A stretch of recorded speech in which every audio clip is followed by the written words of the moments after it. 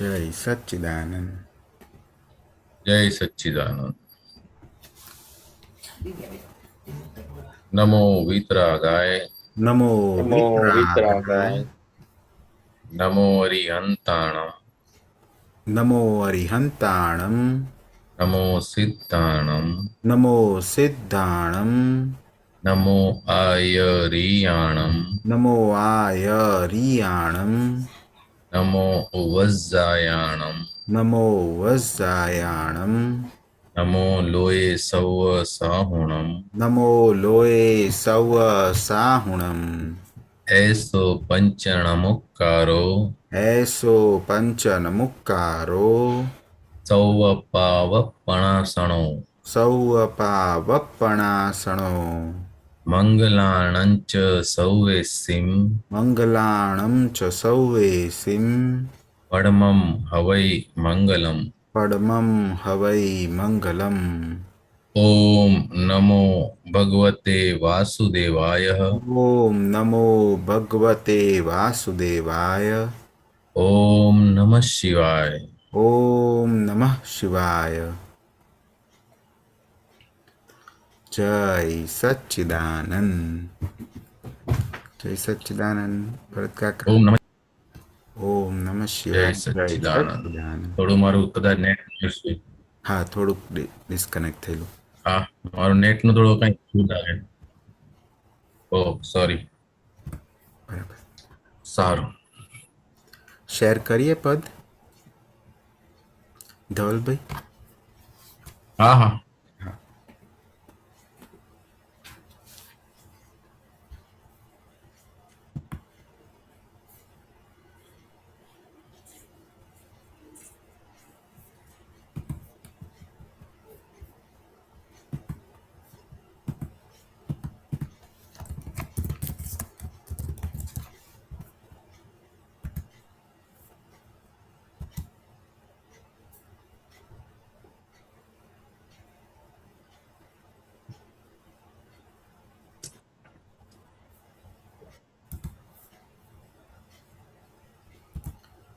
જય સચ્ચિદાનંદ. જય સચ્ચિદાનંદ.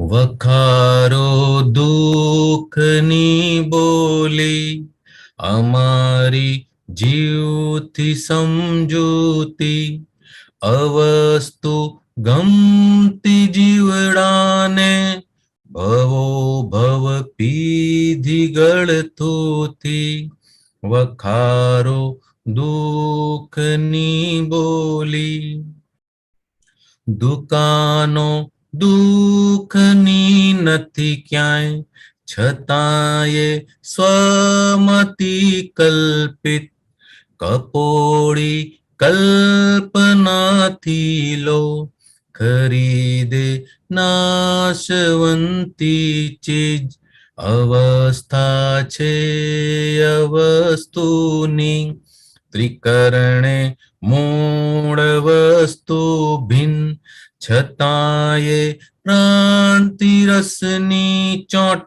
વિભાવિક સુખ દુઃખે ખિન વખારો દુઃખની બોલી કહે સર્વજ્ઞ લોકોને હું લઉં છું વિશ્વની ચિંતા સુણીને બાળ જીવ વધે અમોને વહાલી જીવતી ચિતા અમે કેમ આપી દઈએ દુઃખ જગતનો વેપલો ધરખમ તમે જો લઈ લ્યો જીવતા દુઃખ તો જીવને મારવી પડે જખ વખારો દુઃખની બોલી જગત નિષ્ઠ બુદ્ધિ મૂઢ પ્રપંચ નિમંત્રે સુખ દુઃખ બેઢંગ પ્રતિષ્ઠિત મન અહમ બોરિંગ કુવામાં સર્પ ઝેરી ડંક, નિરાશ્રિત ઊંધી સમજણમાં, જગત બેસી રહ્યું અડબંગ, સ્વયંભૂ પ્રગટ સમજણ આજ, કરે ખુલ્લી જટાથી ગંગ, વખારો દુઃખની બોલી. જગત કડવાસ ઝેર પીએ, જે હસતે મુખ તે નીલકંઠ, છતાં શંભુતિયા ભોળો, દઈ દે મોક્ષ શિવ સિદ્ધ પંથ. અમે ખૂબ માર ખાધા છે, ઘસાઈ ગઈ છે આડાઈ, અને તેથી થયા વિતરાગ, નો કોઈ પક્ષે મત ટકરાઈ, વખારો દુઃખની બોલી. અટક્યો મોક્ષ લોકોનો, વધે આડાઈ કરીને જતન, અટકણો મત અભિનિવેશ, નિરાશ્રય ફરતા ચક્કર ઘન, છતે પૈસે જગત ભિક્ષુક, ખરીદે દુઃખ ભૌતિકી, નિરંતર બાહ્ય શુદ્ધ શોધક, જગત વૃક્ષ ફાલે લૌકિકી, વખારો દુઃખની બોલી. મનોગત બુદ્ધિના કંકર, કુવે પડતા ઉઠે વર્તુળ, ઊંધા ચશ્માથી માપે લોક, કહું ના માપશો હું અતુલ, અમારી આશીષો એ મૌન, નથી વાજા કે કોઈ પડઘમ, સરળ ને દઈ દઉં સિદ્ધ મોક્ષ, દશા અંતિમ છું અનુપમ, વખારો દુઃખની બોલી. અમારું એક શુદ્ધ પૂદગલ, તમાકુ કડવીને ચૂંગી, અમારું એક શુદ્ધ પૂદગલ, તમાકુ કડવીને ચૂંગી, ધુઆધાર વિષ સાની કાલ, પ્રમાણુ શુદ્ધ આજ ધૂણી, વખારો દુઃખની બોલી. અમારી જીવથી સમજૂતી, અવસ્તુ ગમતી જીવડાને, ભવો ભવ પીધી ગળતુંથી, ભવો ભવ પીધી ગળતુંથી. જય સચ્ચિદાનંદ. આમાં અક્ષય જરા ઓલું જે છે ને એક લાઈન, હા જગતનિષ્ઠ બુદ્ધિ મૂળ પ્રપંચ, હા નિરાશ્રિત પ્રતિષ્ઠિત મન અહમ, આ બોરિંગ નથી, ભોરિંગ છે. ભોરિંગ એટલે કે એક મોટો જે સાપ હોય ને એને ભોરિંગ કહેવાય, કુવાની અંદર હોય, એ દેખાય નહીં જલ્દીથી, એને ભોરિંગ કહેવાય. જમીનની અંદર ઈ રહે હંમેશા. આ બોરિંગ નથી, ભોરિંગ છે એકચ્યુઅલી. કુવામાં સર્પ ઝેરી, ઈ જેને એનો ડંક લાગે પછી જીવી ન શકે. બરાબર. અને બીજી એક મારી ગાવામાં મિસ્ટેક થઈ ગઈ હતી.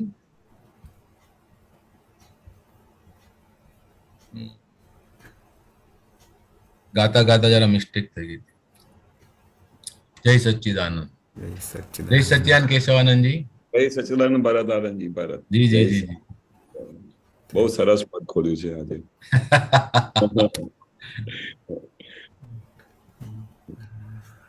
આપને કઈ એક્સપ્લેન કરી શકો છો? મેં કર્યું છે એક વાર પહેલા. ના તમે કરો, કારણ કે હું અડધેથી આવ્યો ને તો આખું તમે બહુ સરસ એક્સપ્લેન કરો છો. ટ્રાય કરું. આ વખાર મીન્સ ગોડાઉન, જે નિર્જીવ વસ્તુ છે એ ક્યારે બોલે નહીં. સજીવ વસ્તુ મનુષ્ય બોલી શકે ખાલી, બાકી કોઈ બોલી શકતું નથી, અને બોલે તો આપણને સમજાય નહીં. પણ કવિરાજે વખાર અગર જીવંત હોત તો એ શું કે, એના માટેની આ બે લાઈનો છે કે મનુષ્ય જીવન નકરું દુઃખ, દુઃખ અને કેવળ દુઃખ એના ગોળાઓનો ભરીને લાવ્યો છે, અને એનું જીવન જીવે છે. અને જીવની સાથે એની સમજૂતી છે કે આપણે બે સાથે હશું તો જ સંસારની અંદર આપણે જન્મ લઈ શકશું. સુખ નામનો ગુણ આ જીવનની અંદર છે નહીં. સુખ નામનો ગુણ કેવળ આત્માની અંદર છે, જે દાદા ભગવાને ખુલ્લું કરીને આપ્યું છે. અવસ્તુ ગમતી જીવડાને એટલે કે બધી નાશવંતી ચીજની અંદર જ આ જીવને સુખ લાગે છે, અને ભવો આ જ સંસ્કાર જન્મતાની સાથે જ અંદર નાખી દીધા છે કે આ નામધારી તું, આ તારું નામ છે અને આ તારો સંસાર છે. એ કન્ટિન્યુઅસ ઓન એન્ડ ઓન જ રહે છે. હકીકતની અંદર જ્ઞાની પુરુષ દાદા ભગવાન કહે છે, વિતરાગો કહે છે કે સુખ અને દુઃખ, જે લૌકિક સુખ અને દુઃખ છે એવું કઈ કશું છે જ નહીં, પણ પોતાની કલ્પિત કલ્પનાને લીધે બધું ઊભું થાય છે. હકીકતની અંદર દુઃખ જેવું ક્યાંય છે, પોતાને ન ગમે ત્યાં દુઃખ, અને ગમે તો સુખ. પણ સુખ પણ પાછું કાયમનું નથી રહેતું, થોડું ક્ષણ આવે છે અને પાછું દુઃખના પર્યાયની અંદર પાછો પહોંચી જાય છે. અને પોતાની કલ્પનાથી, જે આ જગત કલ્પનાથી ઊભું થયેલું છે, એની અંદર લોકો નાશવંતી ચીજ એટલે કે જે ખતમ થઈ જવાની છે એવી વસ્તુઓ ખરીદે છે, પોતાના સ્વરૂપનું ભાન થયું નથી એટલા માટે. અને આ જે બધી અવસ્થા છે, આ મન વચન કાયાની અવસ્તુ, એટલે આત્મા સિવાયની બધું અવસ્તુ. મન વચન કાયાથી હું કેવળ જુદો એવો શુદ્ધાત્મા છું, કે દાદા ભગવાને આપણને ભિન્ન સ્વરૂપ આપણું દેખાડી દીધું. છતાં એ ભ્રાંતિથી કે હું નામધારી છું, તો જ્યાં જ્યાં પોતાને રસ આવે છે ત્યાં ચિત્ત વૃત્તિ ચોટી પડે છે, અને પછી વિભાવિક અવસ્થામાં સુખ અને દુઃખ, સુખ અને દુઃખ, અને દુઃખ આવે એટલે પાછો પોતે ખિન્ન થઈ જાય છે. પોતાનો આનંદ જે આવેલો હતો, જે ક્ષણિક સુખ જે હતું, જે ભૌતિક સુખ સંસારનું, એ પાછું જતું રહે છે. દાદા ભગવાને એક વખત એક ઠેકાણે, સર્વજ્ઞ એટલે દાદા ભગવાન આપણા માટે, અને દાદા ભગવાને એક સત્સંગમાં મહાત્માઓને, એટલે કે નવા મહાત્મા આવ્યા હશે કે તમે અહીંયા આવી જાઓ ને, પછી તમારા વિશ્વની ચિંતા હું લઈ લઉં છું, તમારે કોઈ ચિંતા કરવાની હવે જરૂર નથી, તમારા બધા દુઃખ મને આપી દો. તો ત્યારે બધા એમ કીધું કે લ્યો, અમે તમને અગર દુઃખ આપી દઈએ તો અમે પછી બચે શું? અમારો ધંધો જ છે દુઃખનો, અમને એ જ માફક આવી ગયો છે, અને આ દુઃખ એટલે કે જીવતી ચિતા અમને ખાલી એ જ ગમે છે. દાદા ભગવાન એના પછી કોઈને કહ્યું નથી કે તમારું દુઃખ અમને આપી દો. ખાલી જેને એવું લાગે કે સમર્પણ કરી દેવા જેવું છે, એવા મહાત્માઓએ દાદા ભગવાનને બધું સમર્પણ કરી દીધું. આ જગતનો વેપાર જે છે, નરિયો દુઃખ, દુઃખ અને દુઃખ. ગઈકાલના સત્સંગમાં બી એ જ હતું કે આ સંસાર જે ઉભો છે એ વેરના ફાઉન્ડેશન ઉપર ઉભો છે, સ્નેહના ફાઉન્ડેશન ઉપર ઉભો નથી. હવે આ અગર કોઈની પાસે કોઈ રમકડું હોય, નાનો બાળક હોય, એની પાસેથી રમકડું લઈ લે ને, તો એવો આક્રાંત કરે કે આપણાથી જોઈ ન શકાય. એવી રીતે અગર આ જીવ પાસેથી દુઃખ લઈ લે તો એ જીવ કરે શું? એટલા માટે એને દુઃખ જ બહુ ગમે છે, એવો આનો ભાવાર્થ આવે છે. જગતનિષ્ઠ બુદ્ધિ મૂળ પ્રપંચ નિમંત્ર સુખે દુઃખે બે ડંગ. એટલે કે આ જગત જે ચાલી રહ્યું, જગતની અંદર જે નિષ્ઠા છે એ બધી બુદ્ધિના પ્રકાશની અંદર ચાલી રહી છે, અને બુદ્ધિથી જ બધા નવા પ્રપંચો રચ્યા રાખે છે, અને એની અંદર જ ફર્યા રાખે છે. એના નિમંત્રણથી સુખ આવે છે, પણ સાથે સાથે દુઃખ લઈ આવે છે. એવું લઈ આવે છે કે જેનો કોઈ ઢંગ ધડો પણ હોતો નથી. પ્રતિષ્ઠિત મન બોરિંગ કહેવાય. બોરિંગ એટલે કે જે સાફ હોય, જે મન જે છે, આ માણસનું મન જે છે ને, એ જ એને કરડ્યા કરે છે, અને એક જગ્યા પર જંપીને બેસવા દેવતું નથી. કે કુવામાં જેમ ઝેરી સાપ બેઠો હોય તો એ લાગ જોઈને જ બેઠો હોય કે કોઈ આવે તો એને ડસી લઉં. એવી રીતે આ મન જે છે એ હંમેશા બારે નવા વિચારો દેખાડ્યા કે અહીંયાથી સુખ પ્રાપ્ત કરી લો, અહીંયાથી સુખ પ્રાપ્ત કરી લો, અહીંયાથી સુખ પ્રાપ્ત કરી લો, પણ સુખ મળતું નથી. આવી ઊંધી સમજણમાં જગત જેમ આ કુવાની અંદર સાપ વર્ષોના વર્ષો જીવતો રહે અને પછી જતો રહે, એવી રીતે આપણે આ જગતની અંદર એવી રીતના બેઠા છે. શું કરવું શું નહીં એનું ભાન છે નહીં. પણ દાદા ભગવાને એમની કૃપાથી આપણને સમજાવી દીધું કે આ મનુષ્ય જન્મ હવે આપણને શેના માટે મળ્યો છે. કરે ખુલ્લી જટાથી ગંગ, એટલે કે જેમ શંકર ભગવાને એની જટામાંથી ગંગા વેવડાવી હતી, એવી રીતે દાદા ભગવાને પોતાના હૃદયમાંથી આ અક્રમવી જ્ઞાન આપણને આપી દીધું. જગત કડવાશ ઝેર પીએ જે હસ્તે મૂકે નીલકંઠ, છતાં શંભુથી આ ભોળો દઈ દે મોક્ષ શિવપંથ. એટલે જીવ અવસ્થામાંથી શિવ અવસ્થામાં જવું એનું નામ મોક્ષ. હવે જગત કડવાશ ઝેર પીએ એટલે કે જગતના લોકો સર્વજ્ઞને જ્ઞાનીને ઓળખી શકતા નથી અને નિરંતર એમની ટીકા નિંદા અને ઝેર જ પાતા હોય છે. છતાં પણ દાદા ભગવાને આ બધું એઝ ઇટ ઇઝ એક્સેપ્ટ કરી લીધું અને પોતે નીલકંઠ થયા, એટલે કે ઝેરને અહીંયા પચાવી લીધું, કશું કોઈને રિટર્ન આપ્યું નહીં. ઉલટાનું જે એમની પાસે જાય એમને આ મોક્ષગામી આત્મા દાદા ભગવાન બનાવી દીધા. દાદા ભગવાન કહે છે અમે બહુ માર ખાધા છે, એટલે કે જેટલા અવતારોમાં એમણે તારણ કાઢતા જતા હતા કે આ કેમ થઈ રહ્યું છે, કેમ થઈ રહ્યું છે, કેમ થઈ રહ્યું છે. એ તારણ કાઢતા કાઢતા એમને સમજાઈ ગયું કે બધી આડાઈઓ જે અંદર ભરેલી છે એને લીધે બધા ક્લેશ ઉત્પન્ન થાય છે. એમણે આડાઈઓ બધી એની મેળે પછી ઘસાઈને નીકળી ગઈ. જેમ એક પથ્થર હોય આડાઓડો ખરબચણો, પણ એની પાસેથી પાણીનો ધોધ જયા રાખતો હોય તો ધીરે ધીરે એ લીસો થઈ જાય છે. એવા આપણે લીસા થવાનું છે. અને તેથી થયા વિતરાગ, ન કોઈ પક્ષે યા મત ટકરાય. હવે અમારે કોઈની સાથે ટકરાવ છે નહીં, કોઈ મત નથી અને અમારો કોઈ પક્ષ પણ નથી. લોકોનો મોક્ષ કેમ અટક્યો છે? કારણ કે પોતાની આડાઈઓનું જતન કરે છે. આડાઈ છે એને માન્ય નથી કરતા અને ઉપરથી એનું ઉપરાણું લે છે, એટલે આડાઈઓ વધતી જાય ઘટતી નથી. અટકણો મત અભિનિવેશ, એટલે કે હું જે કરું છું એ જ સાચું છે, એ મતને લીધે આપણે અટકેલા છે. નિરાશ્રય ફરતા ચક્કર ઘન, એટલે આપણને પછી કોઈ આશ્રય આપે એવું છે નહીં. ઘન ચક્કર માણસ છે કે જેને કોઈ એમ ન હોય ને, આજે ઘરથી બહાર નીકળ્યો તો માણસ ક્યાંક કામ કરવા જતો હોય, ઓફિસે જતો હોય, શાકભાજી લેવા જતો હોય, એનું કોઈ આશય હોય. પણ આ મનુષ્ય જીવનનો તો કોઈ આશય જ નથી. નિરાશ્રય થઈને અહીંયાથી વા લખ 84 ના ફેરામાં ફર્યા રાખે છે. છતે પૈસે જગત ભિક્ષુક ખરીદે દુઃખ ભૌતિકી. આના બે મતલબ થાય. વ્યવહારની અંદર દેરાસર કે મંદિર કે જ્યાં પોતાનો ભાવ હોય ત્યાં જઈને કે હે ભગવાન મને પૈસા આવે, મારે પૈસા આવે, લક્ષ્મી આવે એવી ભિક્ષા માંગ્યા રાખતા હોય છે. અને પોતાનું દરઅસલ સ્વરૂપ હું શુદ્ધાત્મા છું એ પોતાની અંદર જ છે, પણ પોતાનું જે સુખ છે એ બારે બધું ગોતવા માટે ફરી રહ્યા છે, કારણ કે એનું ભાન છે નહીં. અને અંતે ભૌતિકી દુઃખ એટલે કે જે નાશવંત છે એવું દુઃખ ખરીદીને લઈ આવે છે. નિરંતર બાહ્ય શુદ્ધ શોધ, એટલે કે પોતાના આત્મા સિવાય બારેથી સુખ શોધવાનું જે આ સ્વભાવ લઈને આવ્યા છે. જગત વૃક્ષ ફાલે લૌકિકી, એટલે કે નિરંતર નવો સંસાર ચાર્ટ થયા રાખે છે, કે જેમ કે એક ઝાડ હોય બીજમાંથી મોટું થતું આખું ફૂલી જાય અને ફૂલ્યા કરે, ફાલ્યા કરે, એ રીતે આપણો સંસાર ચાલ્યા કરે છે. મનોગત બુદ્ધિના કંકર કુએ પડતા ઉઠે વર્તુલ, ઊંધા ચશ્માથી માપે લોક કહું ના માપશો હું અતુલ. મનોગત એટલે ગત જન્મનું જે મન લઈને આવ્યા છે એની અંદર જે બુદ્ધિના પ્રકાશની અંદર જે બી લાઈટ પોતાની લઈ આવ્યા છે એ હિસાબે મનુષ્ય ચાલે છે.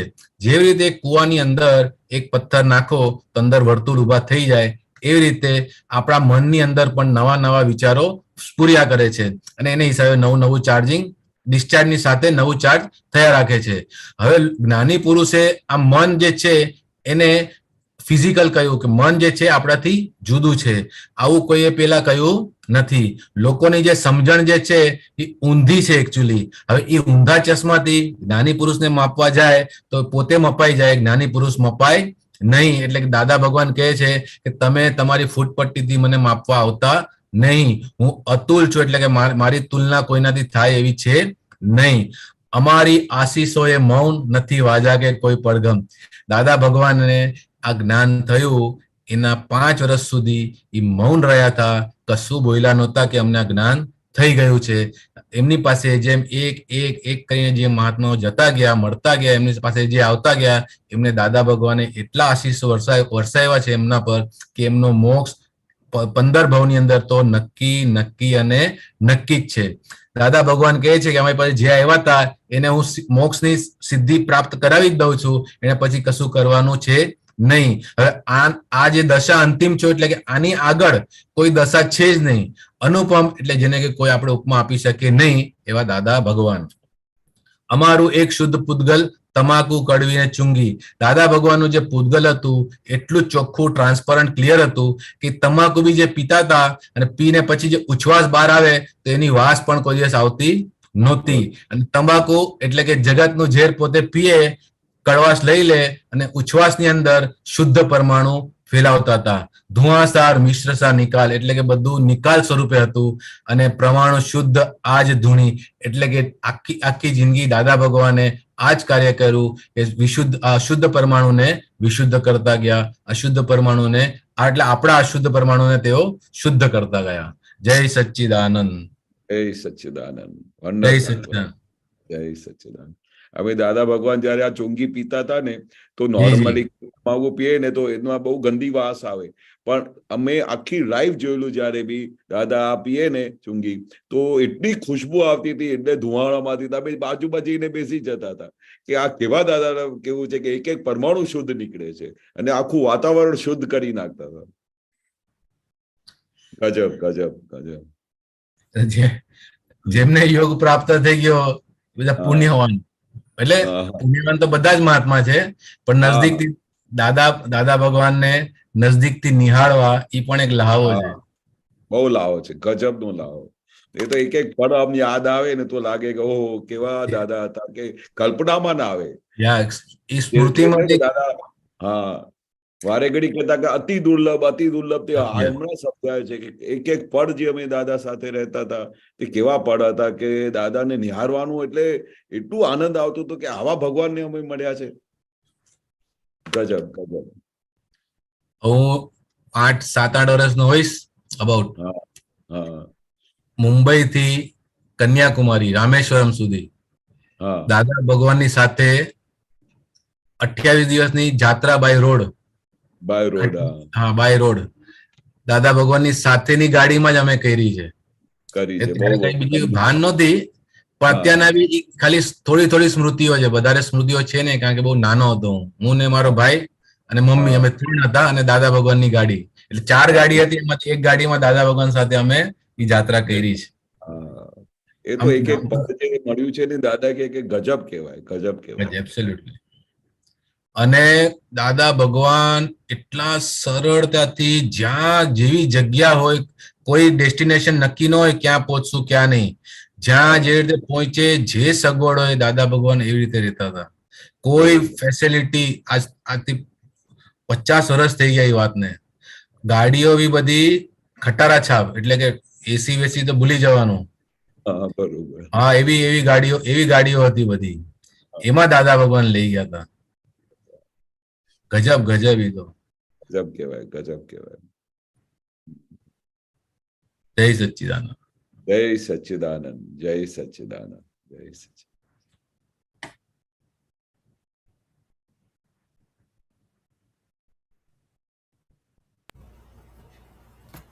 જય સચ્ચિદાનંદ. મહાત્માઓ કોઈનો પ્રશ્ન? જય સચ્ચિદાનંદ. શાંતિ દાદા. જય સચ્ચિદાનંદ. જય સચ્ચિદાનંદ. કેશવાનંદજી. જય સચ્ચિદાનંદ. જય સચ્ચિદાનંદ. જય સચ્ચિદાનંદ. હવે આ પદની છેલ્લી 2 કડી છે ને સાહેબ? હા, છેલ્લી 2 કડી સમજાવો. હા, લાવો ને કઈ કડી? એ કાઢી છે અક્ષયભાઈ. હા હા, અમારું એક શુદ્ધ પૂતગલ, તમાકુ કડવી ને ચૂંગી. તમાકુ કડવી ને ચૂંગી. હા, તો હમણાં એ જ વાત કરતા હતા ને કે જ્ઞાની પુરુષ કેવા હોય, એમનું પૂતગલ કેવું હોય કે ગમે તે શરીરમાં તકલીફ હોય કે ગમે તે, પણ એનું આખું પૂતગલ જ શુદ્ધ હોય. અમે દાદા ભગવાનની જોડે રહેતા હતા તો દાદાને નવડાવતા, દાદાની કથા, પણ અમે કોઈ દિવસે દાદાની આજુબાજુ બેઠા હોઈએ ને તો પૂતગલમાંથી કોઈ બી પ્રકારની વાસ નહીં, કશું નહીં. અને એ પૂતગલ એટલું પ્યોર, પૂતગલ તો આખું એવું પ્યોર હોય કે 2 દિવસ નહીં નાઓ ને, પૂતગલ કેવું હોય નારવામાં, એક માણસ 1 દિવસ નાય ને તો દાદા અમે તો જોઈએ કે આખું પૂતગલ ગંધાય, એને પછી રોજે સાબુથી ઘસીને સાફ કરીએ. પણ અમે દાદાને કઈ વખતે કમળી થઈ જતી હતી કે અઠવાડિયા સુધી બી નાતા નહીં ને તો પૂતગલમાંથી કોઈ દિવસે બદબુ ના આવે, એવું જ્ઞાની પુરુષનું પૂતગલ. અમારું એક શુદ્ધ પૂતગલ, એટલે એટલું પ્યોર કે તમે કલ્પના ના કરી શકો. ભગવાનને કોઈ દિવસે આવી બધી વસ્તુ હોય નહીં. એ અમે એક્સપિરિયન્સ કર્યું. આ કવિરાજે જે લખ્યું છે ને, ગજબની ઓબ્ઝર્વેશન થી લખેલું છે. હા અને તમાકુ કડવી ને હા. તમાકુ કેવી હોય, તમે ચૂંગી પીઓ ને, હા, અરે કોઈ સિગરેટ પીએ કે બીડી પીએ કે તમાકુ પીએ ને તો એટલું ગંધાય ને કે બાજુમાં બેસાય નહીં. એટલે કેવું પૂતગલમાંથી એ તમાકુ જેવી કડવી વસ્તુ અંદર જાય, ચૂંગીમાંથી અંદર જાય, તે બી જયારે એમનો ધુમાડો બહાર નીકળે ને એ બી શુદ્ધ થઈ જાય, આખું વાતાવરણને શુદ્ધ કરી નાખે. તો દાદાને જે તમાકુમાંથી ગુડગુડ કરીને પેલી એ ધુમાડા બહાર કાઢતા ને, તો અમે તો બાજુમાં બેસી રહેતા. હા અને દાદા એ ખુશ્બુ અમને એટલી લાગે ને કે અમે ત્યાંથી હટતા જ નહીં. એટલી બધી ખુશ્બુ આવે કે કલ્પનામાં આવે કે અમે કે દાદા તમાકુ પીએ વાળી પેલી ચૂંગી પીએ છે તોય ખુશ્બુ આવે છે. એટલે કેટલું જાણે પૂતગલ પ્યોર હોય અને એમાંથી તમાકુ જે ચૂંગી પીતા હોય તો એ બી જે ધુઆ નીકળે ને એ બી પ્યોર થઈ જાય જ્ઞાની પુરુષને ટચ કરતાની સાથે. એવી કવિરાજે કલ્પના કરેલી છે. ધુઆધાર વિશ્રસા, જયારે આ ધુમાડા બધા નીકળે ને તો જાણે એવું લાગે કે આખી વિશ્રસા બધી બહાર ખાલી થઈ રહી છે અને એક એક પરમાણુ બધા શુદ્ધ થઈ રહ્યા છે અને આખું વાતાવરણ શુદ્ધ થઈ જાય. એટલે આ કવિરાજની જે દાદા ભગવાન ચૂંગી પીધા હતા એની જોડે આખું વિજ્ઞાનને કનેક્શન કર્યું છે કે આખા જે જયારે ધુમાડા બહાર નીકળે ને તો અંદરથી બધી બહાર નીકળી જાય, બધા અંદરના બધા પરમાણુ સાફ થતા જાય અને આ આખી ધૂણીમાંથી જે પરમાણુ નીકળે એ બી પ્યોર થઈ જાય. એટલે સત્સંગ ચાલતું હતું સાંજના ટાઈમમાં સત્સંગ ચાલે ને તેવા જ જયારે પેલું પછી એવું સત્સંગ કર્યા પછી થોડું હોલ્ટ થાય ને તો કવિરાજને ઈશારો કરતા, કવિરાજ આમ કરતા હતા કે તમે ગાઓ. પછી દાદા નોન સ્ટોપ 10 થી 15 મિનિટ કવિરાજ પેલા પદ ગાય ને ત્યાં સુધી દાદા હુકમ પીતા હતા અને હુકમ પીએ ને તો આખું વાતાવરણ એવું પ્યોર કરી નાખતા હતા. એટલે બધાને એક એક ની અંદર પરમાણુ, એ હવે જ્ઞાની પુરુષની સાયન્સ હશે, જ્ઞાની પુરુષનું રહસ્ય હશે, અમને તો સમજાતું નહોતું. સત્સંગની વચ્ચે આ દાદા ગમે ત્યારે બી 15-20 મિનિટ માટે હુકો પી દીધા હતા અને આખું વાતાવરણ પ્યોર કરી નાખતા હતા, આખું વાતાવરણ. અને બધાના મને તો એવું લાગે છે કે જાણે કે બધાની અંદર જે આ પરમાણુ જતા હોય ને, આ જે ધુમાડાના, એ આખું અંતસ્કરણ બધાનું પ્યોર કરી નાખતા હોય. મને તો એવી કલ્પના થાય છે. બરોબર છે? હા બરાબર સાહેબ. જ્ઞાની પુરુષનો તો દરેક વસ્તુ છે ને અજાયબી હોય. અમે કલ્પના ના કરી શકીએ કે આમાંથી શું તારણ કાઢીએ. અમે વિચાર કરતા હતા કે વર્ષમાં દાદા ધુમાડા કાઢે છે, હળહળતા સફેદ કલરના ધુમાડા જ કરે. તો પછી અમને એવું લાગે કે અમને એટલું આનંદ થતું હતું કે અમે ત્યાંથી ખસીએ જ નહીં તો બધા મહાત્માઓને અંદર કેવું લાગતું હશે.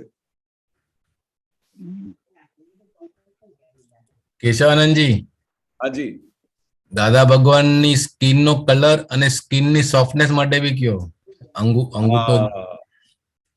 હવે એક વખત તો શું હતું કે તમે દાદા ભગવાનની થોડી તબિયત ડાઉન થાય ને તો બધાને એવું લાગે કે હવે શું થશે અને થોડી જ વારમાં શું થઈ જાય કે દેવી દેવતા કરી નાખે.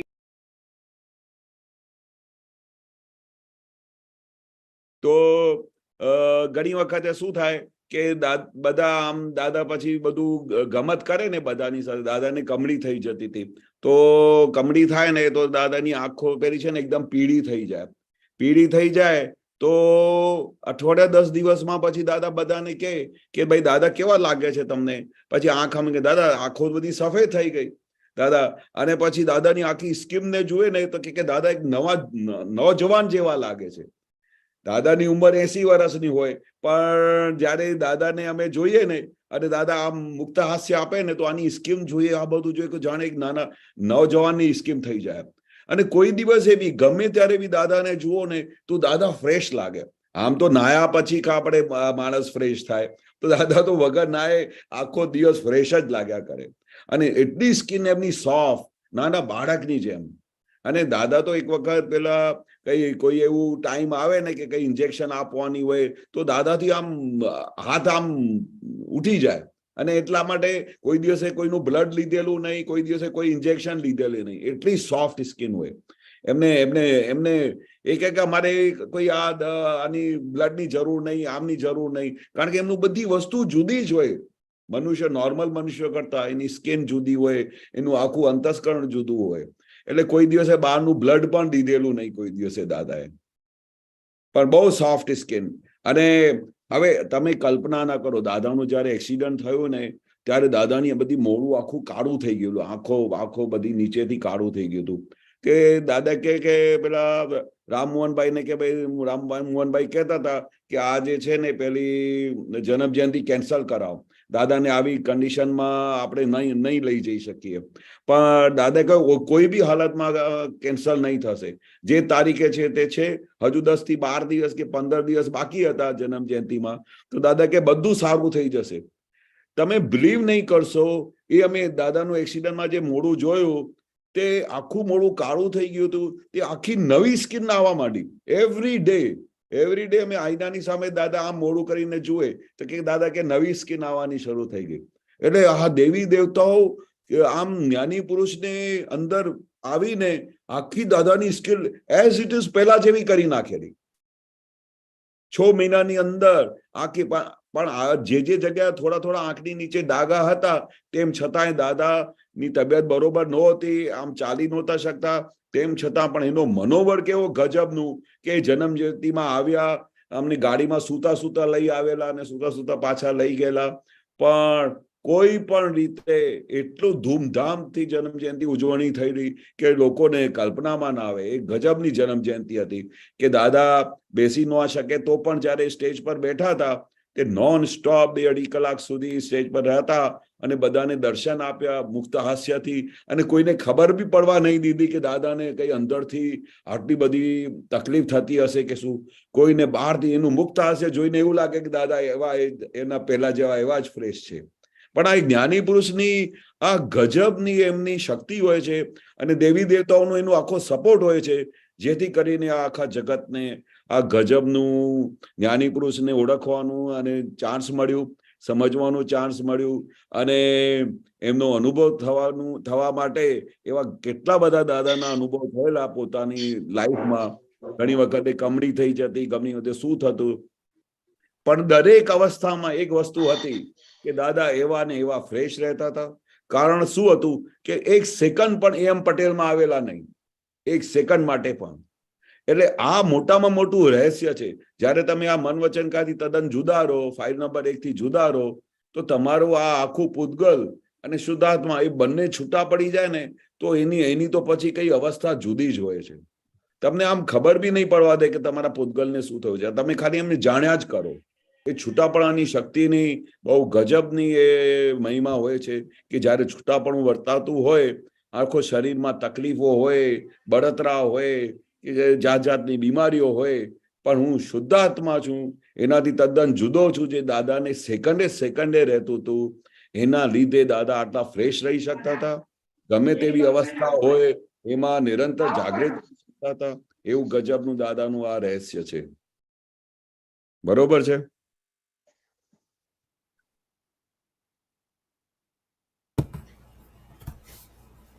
બરોબર છે ભરતભાઈ? જબરજસ્ત.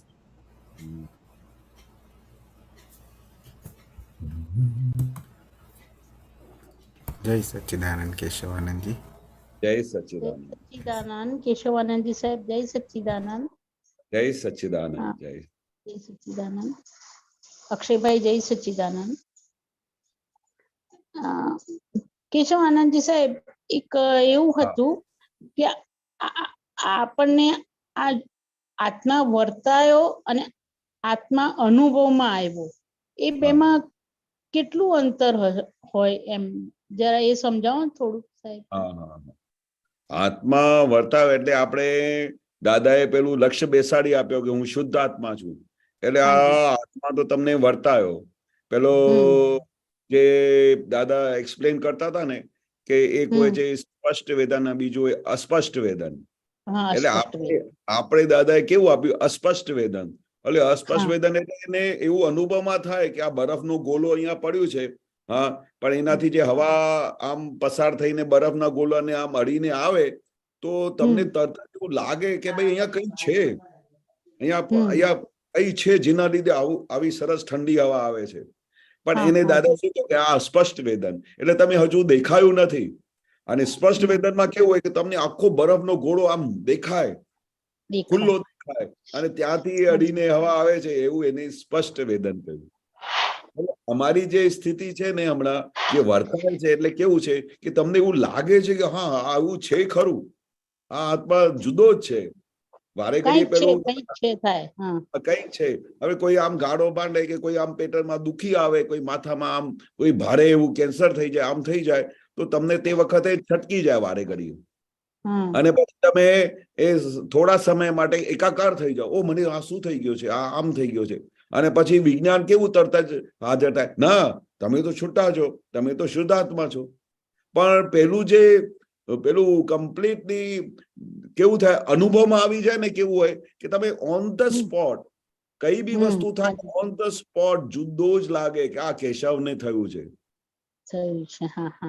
ત્યાં ઝબકારા ના પડે. એટલે 100% જે રીતે દાદા કહેતા હતા ને કે અમે એક સેકન્ડે પણ એમ પટેલ થી પેલા એમ પટેલ થી જુદા રહ્યા છે, અને એમ પટેલમાં એક સેકન્ડ માટે બી અમે પેલા ભળ્યા નથી, એકાકાર થયા નથી. હા. એટલે એટલું બધું છૂટાપણું. ગીતા આંટી કોઈ રેફરન્સ કંઈક ગીતા આંટી કોઈ રેફરન્સ છે બુકનું કે કંઈક કાઢું? નંબર 53. 53 બુક. ઓકે. હા, બુક નંબર 53. પાનું એક સેકન્ડ. હા, પાનું દેખાતું નથી. પાનું 44 માંથી કોઈ બી 20 or 44 એવું કંઈ? નહીં, પાનું 36. 36. તારીખ 15/3/79 વડોદરા. હા. અને નીચે પેજ 1616 of 44. ઓકે. મિડલમાં જ છે આ સાહેબ. હા, મળી ગયું. હા. આમાં બીજો એટલે કોઈ? આત્મા વર્તાયો અને આત્મા અનુભવમાં આવ્યો, એ છે ને. હા. આત્માનું ચારિત્ર.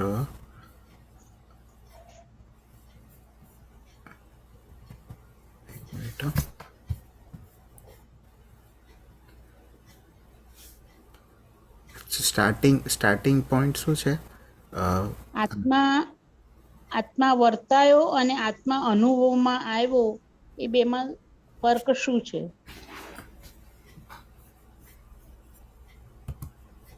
અહીંયા નથી, થોડું નીચે બીજું પાનું નીકળ્યું છે આપથી. પાન નંબર 36 કીધું ને આપે? 5 પાયા લખ્યું છે ને, 5 પાયા, એનાથી ઉપરના 2 પેરેગ્રાફ. 5 પાયા. ઓકે, 5 પાયાની ઉપરના 2 પેરેગ્રાફ. 2 પેરેગ્રાફ. આત્મા વર્તાયો અને આત્મા અનુભવાયો. હાજી. માં આવ્યો, એ બેમાં ફેર શું? એમાં દાદા જવાબ આપે છે, ચારિત્રમાં આવ્યો એને વર્તાયો કહેવાય. ચારિત્રમાં આવી ગયો, શુદ્ધાત્મા છું, એ વર્તાયો કહે. પેલા અનુભવમાં આવે પછી વર્તે. પેલા અનુભવમાં આવી જાય કે હું શુદ્ધાત્મા છું, બરોબર. હા, એ અનુભવમાં આવે ત્યારે પછી ચારિત્રમાં વર્તાય. આમ આખો દિવસ જુદો જ લાગે, જે દાદા કહેતા હતા. હોમ ડિપાર્ટમેન્ટમાં રહેવું એનું નામ જ ચારિત્ર. એટલે પોતાના સ્વમાં, પોતાના અંદર સ્વમાં રહેવું એનું નામ જ ચારિત્ર. આરંભ પરિગ્રહ ના છૂટે ત્યાં સુધી સંવરની વાત જ ના કરવી, એ શુષ્ક જ્ઞાન છે. શુક્લ ધ્યાન થયા વગર આરંભ પરિગ્રહ જાય નહીં. આરંભ પરિગ્રહ છૂટે પર પરિણીતિનો ત્યાગ થાય. તીર્થંકરોની આજ્ઞામાં રહેવું એ વ્યવહાર ચારિત્ર. બરોબર, બધું રહસ્ય આમાં આપી દીધું. એટલે દાદાજી કહે છે ને, ભાઈ અનુભવમાં આવી ગયું કે ભાઈ આ તમે પુષ્પાબેન નથી, તમે ગીતાબેન નથી, અને તમે શુદ્ધાત્મા છો, એવું અનુભવમાં આવી જાય. પછી દિવસે દિવસે વર્તાય, પછી ચારિત્રમાં આવી જાય અને વર્તાયા કરે આખો દિવસ. અને તમે નિરંતર એમની સાથે છૂટ્યા જ રહ્યા કરો. એટલે દાદાજી કહે છે ને, આપણે અસ્પષ્ટ વેદન માંથી હવે સ્પષ્ટ વેદન એટલે શું કે કેવળ જ્ઞાન. એટલે આખો દિવસ છૂટો જ રહે, જેવી રીતે દાદાને છૂટો રહે. દાદાને નિરંતર છૂટો. હવે આપણી દશા શું થશે કે દાદા શું કે છે, આપણે ધીરે ધીરે અસ્પષ્ટ વેદન માંથી સ્પષ્ટ વેદનમાં જઈ રહ્યા છે. એટલે હમણાં આપણી પ્રોસેસ ચાલુ થઈ ગઈ છે. પણ આ આત્મા આપણા હાથમાં આવી ગયો છે, અનુભવમાં આવી ગયો છે આપણું. એ તો એવું હા, તમને એક અનુભવમાં તો આવતું હશે ને? હા હા એક પૂછું કેશવાનંદજી કે હા. આ આપણે આ પાંચમા આરામાં પણ આપણને જ્યારે કેવળ જ્ઞાનના અંશો ઝળકે જ્યારે હા. ત્યારે આત્માનો સ્પષ્ટ અનુભવ થયા કરે. હા, પણ દાદા કે છે ને કે આ ભાવમાં એવું આપણે એટલું બધું માલ ભારે પડીને લાવેલા છે કે આ હા. ભાવમાં તો દાદા કે શક્ય જ નથી. પણ એક બે અવતારમાં આપણે એવું થઈ જાય કે ચોથા આરામાં આપણે જઈએ, આપણા મન વચન કાયાનું વર્તન ચોથા આરા જેવું થઈ જાય અને ત્યાં આપણે સિમંદર સ્વામીના દરબારમાં હોઈએ, ત્યાં હાજરી હોય, ત્યાં અનુભવ થાય. બાકી હમણાં તો આપણું આ માલ જ ખાલી કરવાનું રહ્યું છે. દાદા કે છે ને કે હમણાં સંજોગો બહુ ભારે આવશે, જાતના સંજોગો આવશે, જેમ તેમ કરીને માલ ખાલી કરજો, જેમ તેમ કરીને આ ભાવ કાઢી નાખજો, એવું દાદા વારે ઘડીએ કહેતા હતા. કારણ કે આમાં વધારે કશું ઘણા બધાને તો દાદા કે દાદા અંદરથી એવો માલ નીકળે છે ને કે અમને કલ્પનામાં નથી આવતો કે આવો માલ ભરીને લાવ્યા છે. એક બાજુ આવું કેવળ જ્ઞાન દાદા આપણા હાથમાં આપેલું છે, કલ્પનામાં ના આવે. દાદા કે લાખ વખત કહો અતિ દુર્લભ, અતિ દુર્લભ, અતિ દુર્લભ, તોય ઓછું છે. અને એવું અમને દાદા ભગવાન મળ્યા છે ને એવું અમને આવું જ્ઞાન મળ્યું છે કે જેના માટે દેવી દેવતાઓ ઝંખે છે કે ભાઈ ક્યારે અમને આ વસ્તુ મળશે તો અમે અહીંયાથી મુક્ત થઈશું. એટલે આખા બ્રહ્માંડની અંદર આ સંકેત મળવું એના માટે ઝંખી રહ્યા છે બધા લોકો, સાધુ સાધ્વી આચાર્યો બધા આના માટે જ બધી દોડધામ ચાલી રહી છે. પણ આ વસ્તુ બધા મોટા જે પુરુષાળી હોય ને એને હાથમાં મળી જાય. હવે આપણે લિફ્ટ બેઠા પછી આપણે બધી વસ્તુ તો હાથમાં મળી ગઈ, મોક્ષની ગાડીમાં બેસી ગયા, વગર માલ ખાલી કરે, કઈ માલ ખાલી કર્યું નથી. પણ આ એક બે અવતારમાં જે દાદા કે છે ને કે એક બે અવતાર, કારણ કે અહીંયાથી સીધું મોક્ષ તો છે જ નહીં, બધા દરવાજાઓ બંધ છે આ કાળની અંદર, આ પાંચમા આરાની અંદર. પણ આપણે અહીંયાથી મહાવિદ્ય ક્ષેત્રે જઈશું, ચોથા આરામાં જઈશું, આ ભાવમાં જેટલો ટાઈમ આપણી પાસે છે તે ચોથા આરા જેવા બધા ભાવ કરીશું, ચોથા આરા જેવા વર્તન કરીશું, એવું ચારિત્ર ડેવલપ કરીશું તો આપણે સીધા એક બે અવતારમાં સીધું મહાવિદ્ય ક્ષેત્રમાં જવાનું થશે. પછી ત્યાં બી દાદા એવું કહેતા હતા કે ત્યાં બી કદાચ એવું હોય કે આપણે એવું હિસાબ હોય તો એકાદ અવતાર ત્યાંય રહેવું પડે. અને પણ કોઈનું મટીરિયલ એવું હોય કે જે દાદા કહેતા હતા કે આ કેટલા મહાત્માઓ તો એક અવતારી છે, તો એક અવતારી કેવા હોય કે સીધા સિમંદર સ્વામીનું દર્શન કરીને સીધા મોક્ષે જતા રહે. ગજબ ગજબ ગજબ. એટલે દાદાએ કેવી બધી વ્યાખ્યા ખુલ્લી કરી દીધી છે કે તમારા ઉપર તમે કેવી રીતે બધું હમણાં પુરુષાર્થ કરો છો, કેવી રીતે તમારો બધું હમણાં અંદર પરિણીતિ ચાલે છે, કેવી રીતે તમે આ બધા ફાઇલોનો સંભાવે નિકાલ કરો છો, કેવી રીતે તમે ગીતાથી નિરંતર છૂટારો છો, કેવી રીતે તમે નિરંતર દાદાની 5 આજ્ઞામાં રહો છો. એમાં જો તમારો નિરંતરનો ઉપયોગ હોય તો તમારે કોઈ બી એકાદ અવતારમાં મોક્ષે જતા સુધી કોઈ રોકી શકતા નથી. અને દાદાએ તો છેવટે ત્યાં સુધી ખુલ્લું કર્યું કે જો તમારા બધા અંદરના બધા ભાવો એવા બધા થઈ જાય, તમારું વર્તન એવું થઈ જાય, તમારું ચારિત્ર એવું થઈ જાય તો તમને છે ને તો મહાવિદ્ય ક્ષેત્ર તમને ખેંચી જશે ત્યાં. બોલો, ખેંચી લઈ જશે. તમારે કશું કરવું ના પડે કે મારે ત્યાં જવું છે. એટલે કઈ લેવલ સુધી આપણે એક્સપ્લેન કર્યું છે કે તમારે અમે બધા રસ્તા આપી દીધા છે, તમારું બધું મેદાન ખુલ્લું કરીને આપી દીધું છે, તમારી અંદરની દરેક વસ્તુઓની અમે જાણ કરી દીધી છે કે કયા કયા રસ્તે તમે ત્યાં એક અવતારી બની શકો છો. તો તમે હમણાં જ તમારું પુરુષાર્થ જે હમણાં ચાલતું હશે આવું તો તમને છે ને મહાવિદ્ય ક્ષેત્ર તમને અહીંયાથી સીધું ખેંચી જશે. અને જેનું આવું બધું તૈયાર નહીં થયું હશે તો હજુ બી દાદા કહે છે કે 2-4 અવતાર તમારે મનુષ્યમાં આવવા પડે. એ બધી તમારા ઉપર છે. એટલે દાદા નહીં કહ્યું તમે પોતે જ જવાબદાર છો. You are wholly solely responsible for your. બીજો કોઈ જવાબદાર છે. બરોબર. હા, તમારે મોક્ષે જવું હોય તો તેના માટે તમે જવાબદાર છો. તમારે અહીંયા 2-4 અવતાર અહીંયા કાઢવા છે, અહીંયા આ ભાવમાં મનુષ્ય અવતાર તરીકે, તો એના માટે બી તમે જવાબદાર છો.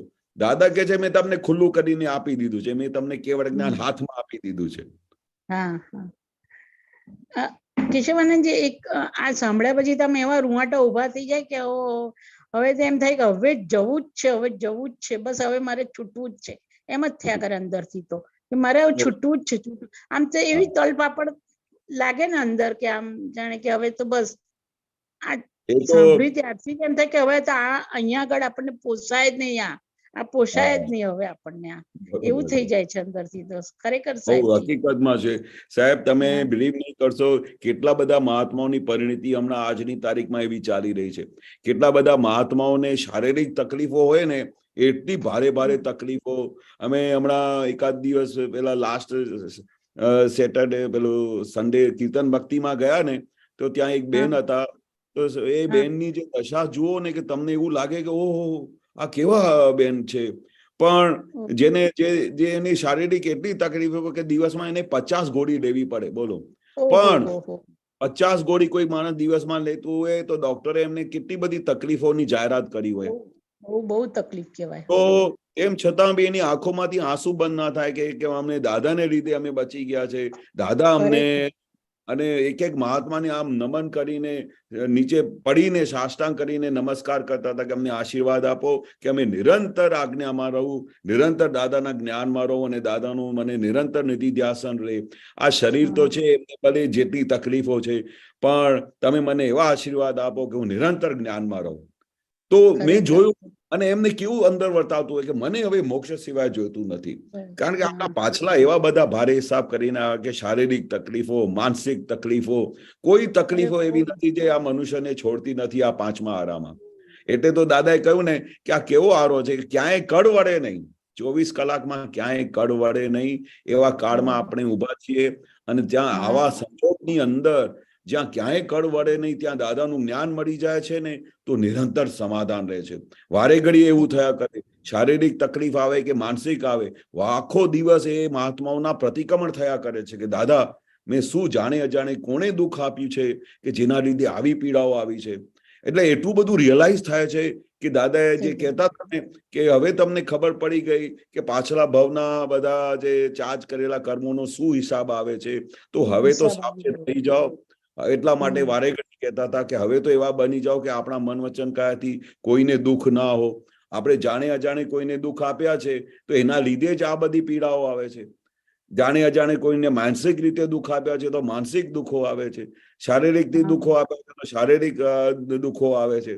તો પણ આપણે એટલા બધા પુણ્યશાળી ખરા કે આપણી પાસે દાદાનું જ્ઞાન મળ્યું છે, જેના લીધે આપણે જેમ તેમ કરીને બી પાછા પોતાના સ્વમાં આવી જઈએ છીએ, પ્રતિક્રમણ કરીએ છીએ, અને પોતાની ભૂલોનું દાદા પાસેથી આલોચના કરીએ છીએ કે હે દાદા ભગવાન ફરીથી આવો ભૂલો ના થાય એવી અમને આશીષ આપો, અને હવે અમને મોક્ષ સિવાય કશું જોઈતું નથી. એમ જોયું છે દરેક મહાત્માના મોઢાથી એક જ વસ્તુ સાંભળું છું કે હું દિવસ રાત દાદાને પ્રાર્થના કરું છું કે મેં મારા શારીરિક જે પીડાઓ છે, જે મારે શારીરિક તકલીફો આવી છે, જે આવી છે, પણ દાદા હવે મને અહીંયા પાછું દેહ ના મળે, હવે મને અહીંયા રહેવું નથી, હવે તમારા ચરણોમાં મને જગ્યા આપજો, હવે મારે તમારે મોક્ષે લઈ જજો દાદા. અને સિમંદર સ્વામીને પ્રાર્થના કરજો કે આપના દર્શન થઈ જાય તો અમે સીધા મોક્ષે જતા રહીએ. કારણ કે દાદા શું કહે કે જયારે શારીરિક પીડા થાય ને તો આખું ચિત્ત ત્યાં જતું રહે, ત્યાં જતું રહે છે. ત્યાં જતું રહે તો આપણો શુદ્ધાત્માનું લક્ષ્ય છૂટી જવાય છે, આખું ચિત્ત પીડામાં જતું. તો દાદા કહે છે કે હમણાં રોજે ભાવ કરો કે હે દાદા ભગવાન હવે મને કેમ કરીને છોડાવો અહીંયાથી, હવે મને આ ફરી આ દેહમાં નથી આવું, આ શારીરિક પીડાઓમાં નથી આવું, અને અમારા મન વચન કાયથી કોઈને દુઃખ ના થાય દાદા, અને અમને મોક્ષે લઈ જાઓ અમે અહીંયા માટે. કારણ કે હવે આપનો દર્શન થયા છે તો હવે આ સંસાર પરવડતું નથી, અમને પરવડતું જ નથી, આ પરવડે જ નહીં હવે આવો સંસાર આપણને.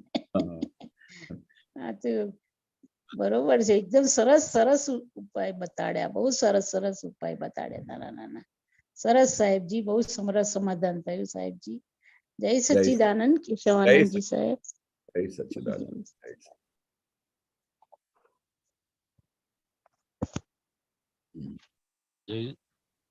જય સચ્ચિદાનંદ. જય સચ્ચિદાનંદ. જય સચ્ચિદાનંદ. આપણે હીરાબા એમ કેતા હતા કે દાદા તીખા ભમરા જેવા એમ કેતા હતા, એટલે દાદા કેવા ભગવાન છે દાદા તો એમ કેતા કે દાદા તો ભગવાન છે, તો કે દાદા ભગવાન છે એમ કેતા હતા બધા હીરાબાને. હીરાબા કે એ તો જ્ઞાની પુરુષ કહેવાય, જ્ઞાની પુરુષ. એ તીખા ભમરા જેવા એમ કઈ બોલેલા, એ વાત સાચી છે કે તીખા ભમરા જેવા? હા હા હા, હા એવું બોલેલા ખરા કે તીખા ભમરા જેવા. હા, તીખા બમણા જેવા છે. એ તો શું થયેલું કે 2-3 વખત એવા એક બનાવ બનેલા ને, તો હા. આમ તો દાદા ભગવાન એમની સાથે બહુ નિખાલસપણે રહેતા, કશું હા. પેલું એ નહીં. અ, એક સેકન્ડ, પેલું ગાયબ થઈ ગયું. જ્ઞાન થતા પહેલાની વાત હશે. હા કે એમની વાણીથી તો એમ કે બેભાન થઈ જાય એ વાણી નીકળતી હશે. એવું. હા, શું થયેલું કે આમ દાદા તો બનતા પ્રયત્ન કેવા હોય જ્ઞાની પુરુષની, એ મેં નાનપણથી જયારે જોયેલા, તો દાદા ભગવાનનું એવું જીવન હતું કે મેં મારા ઇમેજિનેશન ના કરી શકે કે હસબન્ડ વાઈફ કેવી રીતે રહેતા હશે. બનતા પ્રયત્ન એવા હતા કે દાદા કોઈ વધારે બોલતા બી નહોતા. ખાલી એટલું જ હીરાબા પૂછતા હતા કે આજે શું જમશો, તો દાદા કે તમને જે સારું લાગે, જે યોગ્ય લાગે એવું બનાવજો. બરોબર, એનાથી વધારે કોઈ વાતચીત નહીં. પછી બીજું ક્યારે મુંબઈ જવાનું છે તો દાદા કે તમે કહો તો અમે જઈ આવીએ. મુંબઈમાં બધા મહાત્માઓ કહે છે તો કે અમારે તમારી યાદ આવશે બહુ. તો દાદા કે અમને બી તમારી બહુ યાદ આવશે. એટલે આટલું બધું કેવું વ્યવહાર હોય કે આદર્શ વ્યવહાર, જે દાદાનો શબ્દ વાપરીનો આદર્શ વ્યવહાર, કે એમને આદર્શ વ્યવહાર. ક્યાંય પૂછ્યા વગર ના જવાનું, એમને સમાધાન કરીને જવાનું. લગ્ન હોય તો એમાં આટલું આપવાનું કે આ નહીં આપવાનું. એક વખત આવું થયેલું તો એમાં બી દાદાએ સમાધાન કરી આપ્યું કે હું તો આવું નથી કહેતો 500 રૂપિયા સુધી, આ દાગીના સાથે 500 રૂપિયા બી ઉપરથી આપજો. એવું કહીને બી દાદા એમનું સમાધાન કરતા હતા કે જેથી કરીને કે એમને કોઈને પણ તકલીફ ના થાય. પણ એક વસ્તુ બનાવ બનેલી કે દાદાનું એક જે આવું મોટું સ્વરૂપ જે હીરાબાઈ કોઈ દિવસે જોયું નહોતું, એ એવું એક સ્વરૂપ જોયું. એ સ્વરૂપ જોયું ને ત્યારથી પછી દાદા હીરાબાને ખબર પડી તો આ તો તીખા બમણા જેવા છે. શું થયું કે દાદા ભગવાન નવું હતું ને, તો દાદાને 5 વર્ષ સુધી તો શાંત રહ્યા, કોઈ કશું આમ ખબર નહીં. પણ ધીરે ધીરે જો આમ ઉઘાડ થયું કે આ જ્ઞાની પુરુષ આવ્યા છે, તો નાના મોટા જવાન છોકરા છોકરીઓ બધા દાદાને, કારણ કે એવું મુક્ત હાસ્ય જોયેલું નહીં, આવું પ્રેમ કોઈ દિવસે જોયું નહીં. તો એવું પ્રેમ જે મા બાપ પાસેથી નહીં મળતું હોય, ગમે ત્યાંથી નહીં મળતું હોય, હસબન્ડ વાઈફ પાસે એકબીજાને ના મળતું હોય, અને એવા દાદા ભગવાનનું બાજુમાં સંપર્ક થાય તો પછી કેવું લાગે એમને. તો બધા લોકો દાદાને પગે પડી જાય. અને પછી દાદાની જે સિસ્ટમ હતી તે કોઈ બી જેનું કલ્યાણ કરવાનું હોય તો એને પગે લઈને પગે લાગીને અંગૂઠા પર એમની વિધિ કરી નાખતા હતા. તો વિધિ કરે અને એના પછી આવા 2-3 બનાવ બનેલા છે. તો વિધિ કરે તો આજુબાજુની લેડીઝ હોય તે આમને આવીને કે ભાઈ આ તો બધું કેવું છે, આ બધી જવાન છોકરીઓ બધી દાદાને પગે લાગે છે, અને આ દાદાને આ તો તમારા તો દાદા તો ગયા, હવે આમ આવા બધું જાત જાતનું બોલે ને લેડીઝ, તો બહાર બાજુમાં બેઠી હોય તો એ બધી કઈ વાતો કરે. તો હીરાબાનું થોડું પેલું વ્યવહાર થોડું બદલાઈ ગયું બધું દાદા સાથે. એમને પછી થોડું ગુસ્સા ટાઈપ રહે આવી રીતે. દાદાને તો ખબર પડી જાય કે આ તો કઈ ઊંધું ગાડી ચાલી, કઈ ઊંધા જવાબ આવે તો આમ બધી ગાડી ઊંધી ચાલુ થઈ ગઈ. તો દાદાને પકડાઈ ગયું કે ભાઈ આ તો ગડબડ ગાડી થઈ ગઈ, અને જો ઊંધી પાટે ચાલી તો આખું બધું બગડી જશે એમનું ખાતું. તો પછી એક દિવસ દાદાએ પૂરું નાટક કર્યું.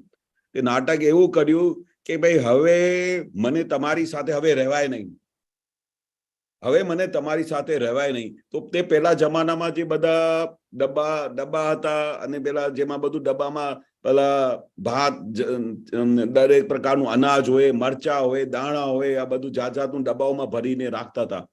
અને પછી દાદાએ શું કર્યું કે આપણે એમના ભાવી તીર્થંકર સાહેબ હતા ને, એ બંનેને બી કહી દીધેલું કે આજે તમે અહીંયા આવજો, આજે તમારે કઈ તમાશો દેખાડવાનું છે, આજે તમે બધા આવજો.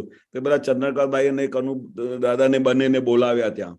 એને કઈ ખબર નહીં કે આ શું થયું છે અચાનક, પણ દાદાનું એક સ્વરૂપ બતાડવા માટે કે આ દાદા શું કરે છે અને શું થાય છે. તો એ એવું અચાનક એક ટોપિક ઉપર દાદાએ શું કર્યું કે જેટલા બધા ડબ્બાઓ હતા ને બધા નીચે ફેંકવા માંડ્યા. બધા ડબ્બાઓ, એ બધા મસાલા, બધા આખું મેદાન પેલું બધા મસાલા મરચા બધા ભેગા થઈ ગયા. એટલે બધા ફેંકી દીધા. દાદા એટલા જોજોથી કે હવે અમારે તમારી સાથે રહેવાનું, હવે અમને પરવડે નહીં, હવે તમે અમારે છૂટાછેડા લેવા પડશે. જે દાદાએ જે તમાશો કર્યો તે દમાય, એ દાદાને ખબર હતી કે હું બધું નાટક કરે છે, પણ દાદાને તે વખતે કઈ સૂજ્યું હશે તો આ જ એક વસ્તુ સૂજી, બીજી રીતે સમજાવવાની કઈ રીત નહીં હશે. પણ દાદાએ તો એવો તમાશો કર્યો તે વખતે કે હીરાબા તો એકદમ ગભરાઈ ગયા. હવે તે જમાનામાં તો કઈ આમ છૂટાછેડાની વાત થાય તો ગભરાઈ જાય, અને આવા ગજબના દાદા હોય, પણ આ પેલી બાઈઓએ આવું બધું ઊંધું ભરાઈ દીધું, તે પછી દાદાની આ બધું આખું વ્યવહાર જોઈને હીરાબા તો બહુ ગભરાઈ ગયા, અને એટલા બધા ગભરાઈ ગયા કે પૂછો નહીં. પછી તો ત્યાં સુધી કે અહીંયા સુધી આજુબાજુ વાળી બહેનો આવતી હતી ને એની સાથે બેસવાનું બી બંધ કરી દીધું કે તમે મને બધા ભડકાવો છો અને દાદાને કેવા છે. પછી દાદાને બધાને ખબર પડી ગઈ કે દાદા તીખા ભમરા જેવા છે. જ્યારે ખબર પડે ને તો ત્યારે બધી તો ધૂણધાણી કરી નાખે, બધાની હાલત ખરાબ કરી નાખે. એટલે તો હીરાબા પછી એવા કેટલા બધા બનાવો બનેલા કે ત્યાર ઉપરથી અમને ખબર પડી કે દાદા જયારે ગુસ્સે એને એટલે એને ટાઈફો કહેવાય ને, ટાઈફો કે ટાઈફો. હા, ટાઈફો એટલે નાટક કહેવાય, નાટક. એટલે સામે વાળોનું કઈ ને કઈ ભાઈ આ બધું ભૂત ભરાઈ ગયું હોય તો એનું ભૂત કાઢવાનો દાદાએ કઈ એક રસ્તો કાઢી નાખ્યો. એટલે એ રૌદ્ર સ્વરૂપ કહેવાય, રૌદ્ર સ્વરૂપ. હા, રૌદ્ર સ્વરૂપ. અને એવા તો દાદાના કેટલા વખત સ્વરૂપ જોયેલા અમે, કેટલા વખત જોયેલા.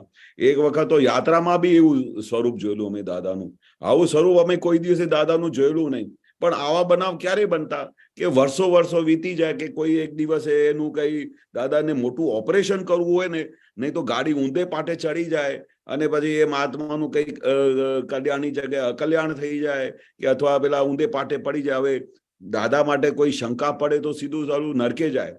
હવે દાદાને એવું લાગ્યું કે દાદા આ જવાન છોકરીઓ સાથે શું લેવા દેવા, જેને અખંડ બ્રહ્મચર્ય રહેતું હોય, નિરંતર બ્રહ્મચર્ય રહેતું હોય, અને એવો બ્રહ્મચર્ય કે તમે કલ્પનામાં ના આવે, જેને 3 વિઝન જુઓ તો આખું બધું આરપાર દેખાય, એમને શું જ ગોરી ચમડી દાદાને અડવાની હતી. એ તો દાદા કેશવાનંદજી, આ ગોરી ચામડીની તમે વાત કરી ને કે ગોરી ચામડી હોય ને એ ભોગવાઈ જાય, એમ કે ભોગવાઈ જાય, વધારે ભોગવાઈ જાય ગોરી ચામડી.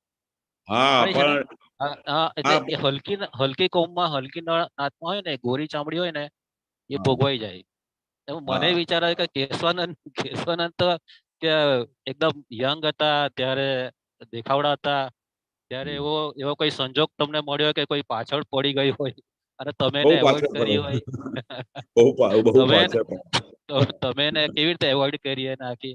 એની બહુ માર ખાધેલી, દાદા પાસેથી બહુ માર બી ખાધેલી ને ખૂબ પ્રતિક્રમણ બી કરેલા.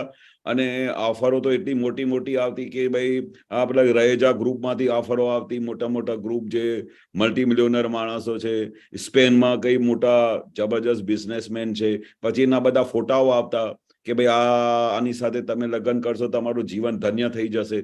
પણ સાલું આવું મટીરિયલ લાવ્યા નહોતા. અને અમને દાદાએ જયારે એક વખત વાત કરેલી કે ભાઈ આ બધા અમારા 8 ભાઈઓના લગ્ન થઈ ગયા તો એક ખાલી આ કેશવ રહી ગયો છે, તો બધા દાદાને ફોર્સ કરતા હતા. તો મેં એક દિવસ દાદાને વાત કરી કે દાદા આ મારી પાસે બધા ઘરના મારા મા બાપુજી અને બધા ભાઈઓ બધા ફોર્સ કરે છે, તો દાદા એનું કારણ શું? મારે આ બધી નથી જતું અને મને આ બધું આમ દેખતાની સાથે સારું બહુ ભાર લાગે છે કે આ કેવું બધું આ સંસાર બધા લોકો કાઢી રહ્યા છે. અને અમે તો બધા ઘરમાં તમાશા જોતા હતા. તો મેં દાદાને પૂછ્યું, દાદા મને કેમ આટલું બધું ફોર્સ કરે છે બધા? તો દાદા કે છે પોતે ફસાઈ ગયા છે ને, એટલે એ વિચારે છે કે તમે કેમ બચી જાઓ, એટલે તમે કેમ બચી જાઓ, એટલે આ બધા ફસાઈ ગયેલા છે બધા. અમે જે દુઃખ ભોગવ્યું છે તારે કેશવને બી પડવું જોઈએ દુઃખ, તમે કેમ બચી જાઓ? તો એ કે પછી દાદા મને તો બધું યાદ આવે છે, ગયા ભાવની માર બધી યાદ આવે છે. એટલે મને પાછળ બહુ પડેલા, પણ મને થયું કે સાલું આ સંસારમાં મને આ બધું ગમે તે થઈ જાય, હું દાદા પાસે આમ ભૂખ્યો પડ્યો રહીશ, ગમે તે થઈ જશે, પણ આ જગ્યા મારે જવું નથી, એવું નક્કી થઈ ગયેલું નાનપણ. પછી દાદાએ કહ્યું બી હતું કે ગયા ભાવમાં બધું આપણે બધું આવું બધું ન્યાણું બાંધ્યું હોય ગયા ભાવમાં. આ જે ભોગવાઈ જાય એટલે શું? ગોરી ચામડી ભોગવાઈ જાય એટલે શું? એ પછી આમ ભોગવાઈ જાય, ભોગવાઈ જાય.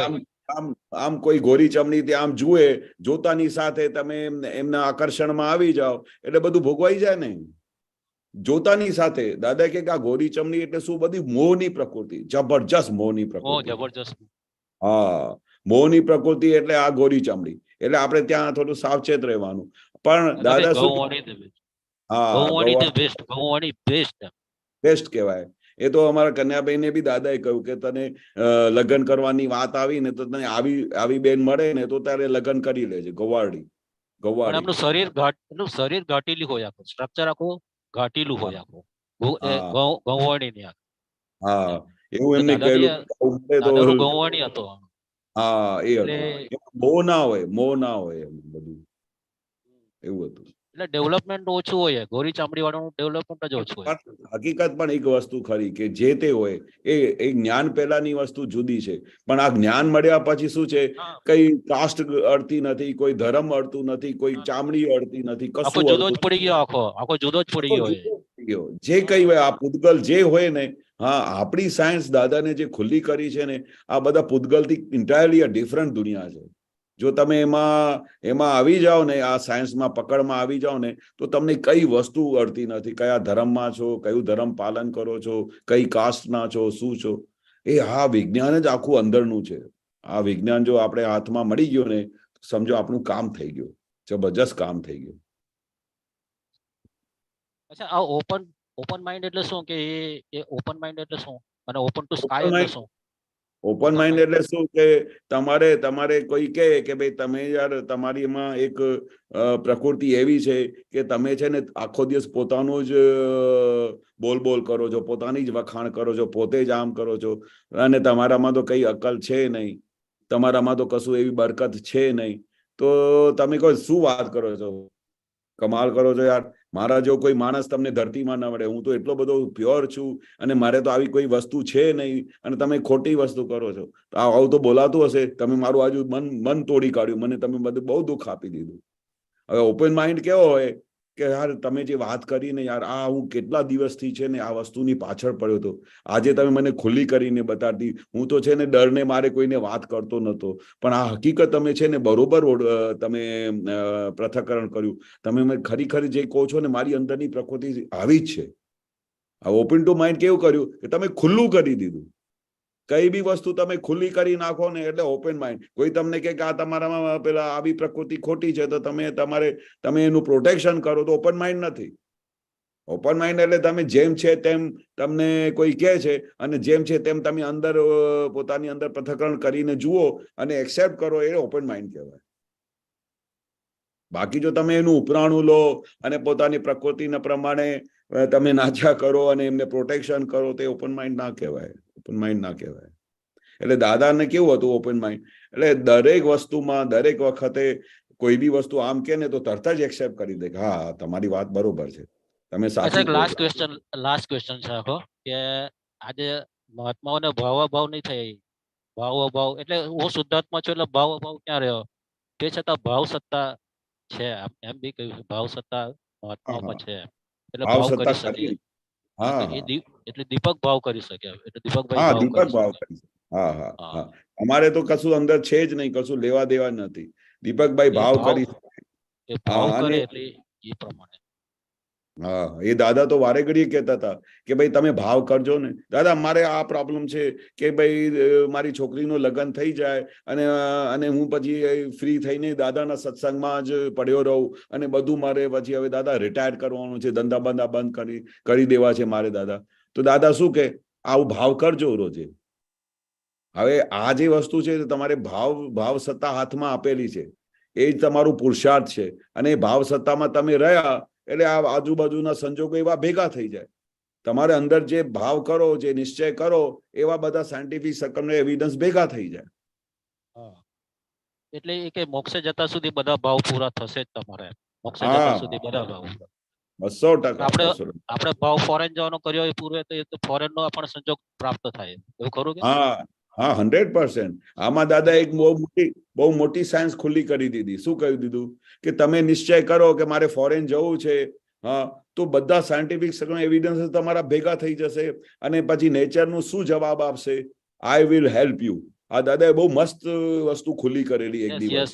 આઈ વિલ હેલ્પ યુ. એ દિવસ જે ખુલ્લી કરીને તો અમારો તો એટલા બધા સમાધાન થઈ ગયા કે વ્યવસ્થિત શક્તિની બહુ મોટી વસ્તુની ઓળખાણ આપી દીધી કે તમે કહો કે મારે ડોક્ટર બનવું છે અને એના માટે, તો પછી બધા સંજોગો ભેગા થઈ જશે. તમારું નિશ્ચય થઈ ગયો ને તો વ્યવસ્થિત શક્તિ શું કહે છે કે આઈ વિલ હેલ્પ યુ. તમે કહો કે મારે છે ને આફ્રિકામાં જઈને નોકરી કરવી છે, તો તમારા સંજોગો બધા આફ્રિકામાં આવી જશે. અમારો એક ફ્રેન્ડ છે, આ છૂટવું છે એ ભાવ કરે એટલે મને તો બધા સંજોગો એવા એટલા મસ્ત મળતા છે કે છૂટવું છે એવું તીવ્ર કામના થઈ ગઈ મારી આખી, કે છૂટવું જ છે. તો એટલા સરસ સંજોગો ભેગા થાય છે. ઓફકોર્સ. અરે તમે બિલીવ નહીં કરશો, તમે કહેશો ને કે હે દાદા ભગવાન, મને બીજું કઈ જોઈતું નથી, બસ સત્સંગના મારા સંજોગો ભેગા થયા કરે અને મારે નિરંતર સત્સંગમાં રહેવાય અને બધા મહાત્માઓ સાથે રહેવાય. તમે આવી ભાવના કરો ને તો તમે બિલીવ નહીં કરશો, તમારા સંજોગ જ બધા એવા ભેગા થશે. સંજોગ જ બધા એવા ભેગા થશે, બધા સત્સંગના મહાત્મા. તમને ખબર બી નહીં પડશે કે આજે મહાત્મા તમારા ઘરે કેવી રીતે આવીને પહોંચ્યા. હા, કારણ કે તમે ભાવ એવું મોકલ્યું. સુપર કોમ્પ્યુટર પાવરમાં તમે ભાવ મોકલો છો અને સુપર કોમ્પ્યુટર બધું સેવ કરે છે અને બધું આપતું જાય છે તમને. ગજબનું છે આ તો દાદા. એક મારો ફ્રેન્ડ છે, એ છે ને એ કેટલા વખતથી આવું એમના સંજોગો બહુ સારા નહોતા અને એવા સંજોગો બહુ ભારે ઘરના કે એમને બહાર ફોરેનમાં જઈને પેલું કામ કરવું પડે. તો એનું એવું ભારે કરમ હતું કે એને એવું કઈ સાઇન કર્યું હશે ને દિવસ રાત એ જ વાતો કરે કે મને તો દુનિયાની ગમે તે કન્ટ્રીમાં જોબ મળે ને હું જતો રહું. હવે એના જે ભાવ એવા હતા ને તો એને બિચારાને વારે ઘડી એવી જ કન્ટ્રીઓ મળે કે જ્યાં બધું સાલું કઈ વોર થતી હોય, કઈ પ્રોબ્લેમ થાય, કઈ યુક્રેનમાં જતું રહે. મેં કીધું સાલા તું ભાવ કેવા કરે છે કે મને ગમે તે કન્ટ્રીમાં જોબ મળે ને હું જઈને કરીશ, પણ મને જોબ મળવી છે, ફોરેનમાં કરવી છે, અહીંયા ઇન્ડિયામાં નથી કરવી. તો એની આખી જિંદગી એવા બધા ફોરેનની કન્ટ્રીઓમાં બધા જે ભાવ કરેલા કે ગમે તે કન્ટ્રી હોય. હવે ગમે તે કન્ટ્રી એના કરતા એવું બોલ્યા હોત કે કોઈ સારી કન્ટ્રીમાં જ્યાં બધું સારું હોય, બધું હોય, તો ત્યાં મને દાદા મોકલી આપજો ને. પણ એવું જે નહીં કહે કે મારે ગમે તેવી તકલીફો આવે ને તો મને ત્યાં મોકલી આપો દાદા ને. તો દાદા તો કે જે રીતે લગ્ન કરે તો લગ્ન સાથે કરી બહેરી જોડે નથી આવતી, એની સાથે બધા કાકા મામા આખો લશ્કર આવે. હવે તું એક વાક્ય બોલે છે કે ગમે તે કન્ટ્રીમાં મને જોબ મળી જાય, તો પછી તે એવું તો વિચારે ત્યાં દિવસ રાત વોર ચાલે છે, તો એમાં બી તારું નંબર લાગે, પછી ત્યાં તારી શું દશા થાય. તો તમે બિલીવ નહીં કરશો કે જે કન્ટ્રીમાં જાય ને એને તકલીફો જ મળ્યા કરે. ત્યાં વોર થઈ જાય, ત્યાં બમ, અને ફરી પાછો આવતો રહે. ફરી થોડા વખત પછી ફરી બીજી કન્ટ્રીમાં જાય, ત્યાં ફરી એની એ જ તકલીફ. એ આખી જિંદગી એને તકલીફ ભોગવી છે, કારણ કે એની ભાવસત્તા કેવી ઊંધી કરી કે મને ગમે તે કન્ટ્રીમાં જેવી હોય તેવી હોય, પણ મને ફોરેનમાં નોકરી જોઈએ. પણ આવા દાદા કહે છે કે તમે જેવા ટેન્ડર ભરો છો પછી આવું બધું ભેગું થાય છે. એ નેચર શું કરશે? આઈ વિલ હેલ્પ યુ, પછી તમે જે ભાવ કરો આઈ વિલ હેલ્પ યુ. એટલે દાદા કહેતા વિચારીને ભાવ કરજો બધા. એટલે તથાસ્તુ જ કે ને, તથાસ્તુ. હા, તથાસ્તુ. ચાલો, જય સચ્ચિદાનંદ. જય સચ્ચિદાનંદ. જય.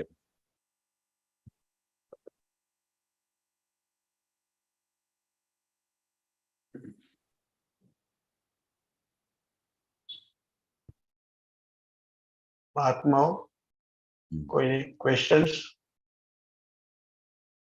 જય સચ્ચિદાનંદ. જય સચ્ચિદાનંદ. અક્ષયભાઈ. અક્ષયભાઈ. જય સચ્ચિદાનંદ કેશવાનંદજી. જય સચ્ચિદાનંદ અક્ષયભાઈ. જય સચ્ચિદાનંદ. ધવલભાઈને પ્રશ્ન છે. ધવલભાઈ. પ્રશ્ન નથી અક્ષય. ઓકે. સત્સંગ બહુ સારો વાત થઈ આજે. કેશવાનંદજી, આપનો અનુભવ જ્યારે દાદા ભગવાન સાથેનો નીકળે છે ત્યારે આમ એવું કેમ થઈ જાય કે અમારે બી એવું લાગે કે અમારો જ અનુભવ છે દાદા ભગવાન સાથે? કેમ એવું થાય? કારણ કે જ્ઞાની પુરુષ જ એવા છે. જ્ઞાની પુરુષ જ એવા છે જે લાઈવ હોય, નિરંતર લાઈવ. એટલે તમે છે ને એમને લાઈવ મૂવી જોઈ રહ્યા હો ને એવું એનું આખું જીવન હોય, એનું એવું આખું આદર્શ જીવન હોય. અને એની એટલી બધી, એનું એટલું બધું તેજ હોય, એનું એટલું બધું ઐશ્વર્ય હોય કે તમે એની વાતો ખાલી સાંભળો ને, ખાલી વાતો, તો તમને એવું લાગે કે જાણે દાદા ભગવાન અમારી હાજર બેઠા છે. એટલું બધું જ્ઞાની પુરુષનું અસ્તિત્વનું આટલું બધું એમનું ઐશ્વર્ય છે. અને જ્ઞાની પુરુષ જેવી રીતે અમે જોયેલા છે કે એવા જ્ઞાની પુરુષ જેને નિરંતર તમને એવું લાગે કે હું સાક્ષાત પરમાત્મા સાથે જોડે બેઠો છું. સેકન્ડે એવું લાગે. અમે બધા આપતા પુત્રો દાદા જોડે બેઠા હોઈએ ને, હા, તો એક સેકન્ડ માટે બી એવું મન ના થાય કે અમે ઘરે જઈએ. ત્યારે દાદા આમ ધક્કો મારે ને રાત્રે 11 વાગે 12 વાગે કે હવે જાઓ, ત્યારે ત્યાં સુધી અમે ત્યાંથી હાલતા નહોતા. તમે કલ્પના કરો કે કેવું દાદાનું ત્યાં એટલી બધી કશિશ હશે દાદાની અંદર, કે તમને એવું જ લાગે કે બસ હું ભગવાન સાથે બેઠો. અને ભગવાનની જ્યારે ઓળખાણ થઈ જાય કે ભગવાન જોડે બેઠા છીએ, તો ક્યાં આખી દુનિયા જ યાદ ના આવે. દાદાને અમે કહેતા હતા કે દાદા અમને તો ઘર બહાર યાદ નથી આવતું કશું, ખાલી દાદા અમને તમારી બાજુ બેઠા રહીએ ને બસ નિરંતર. અને એવું બધું લાગે કે જ્યાં સુધી એ રૂમમાં બેઠા છીએ ત્યાં સુધી નિરંતર સેફ સાઈડ લાગે. બહાર નીકળ્યા નથી. તે દાદા બી એવું કહેતા હતા કે બહાર તો તમારી પેલા માયાબેન તૈયાર બેઠા છે, એ તમારું ઇંતજાર કરી રહ્યા છે, તમે નીકળ્યા નથી કે તમને ચોટી પડે.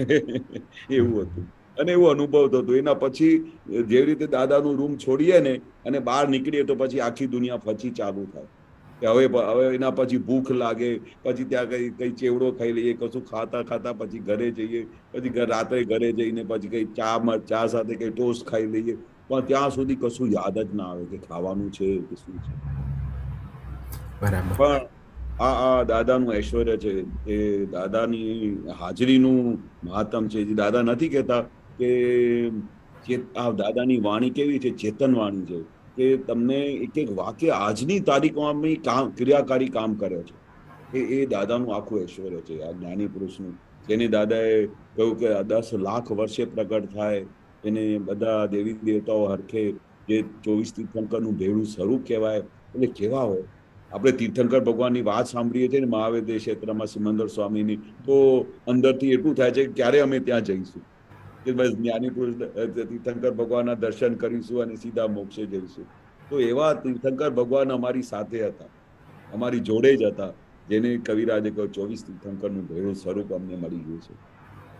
એવા દાદા, ખાલી દાદાની વાત જ કરીએ ને તો કશું યાદ જ નથી આવતું. બસ એવું રહ્યા કરે કે તૃપ્તિ મળ્યા કરે છે આખો દિવસ. આખા જીવનમાં હવે આખું બધું લૂંટાઈ જાય ને તોય બી અમને કશું અડે નહીં, પણ એટલી વસ્તુ નિરંતર અમને આનંદ રહ્યા કરે છે 24 કલાક, કે અમને દાદા ભગવાનનો ભેટો થઈ ગયો, દાદા ભગવાનના દર્શન થયા, દાદા ભગવાનનું આવું સંગીતનું વિજ્ઞાન મળી ગયું. એટલે હવે કશું આ દુનિયા પછી આખી શૂન્ય જેવી લાગે, શૂન્ય જેવી. આ બધું ફાઇલનો સંભાવે નિકાલ કરવાનો છે, જે દાદાએ આખી સાયન્સ આપી છે એ નિકાલ કરી રહ્યા છે. બાકી તો આખો ચિત્ત સીધું મહાવિદ્ય ક્ષેત્રમાં છે કે હવે સિમંદર સ્વામીને મળવા જવું છે. તો કેશવાનંદજી, આપ દાદા ભગવાન સાથે રહેતા હતા, દિવસ રાત આપ દાદા ભગવાન સાથે હો, તો આપને કોઈ એવું થયું કે ક્યારેક આપને દાદા ભગવાનની ભૂલ દેખાઈ હોય?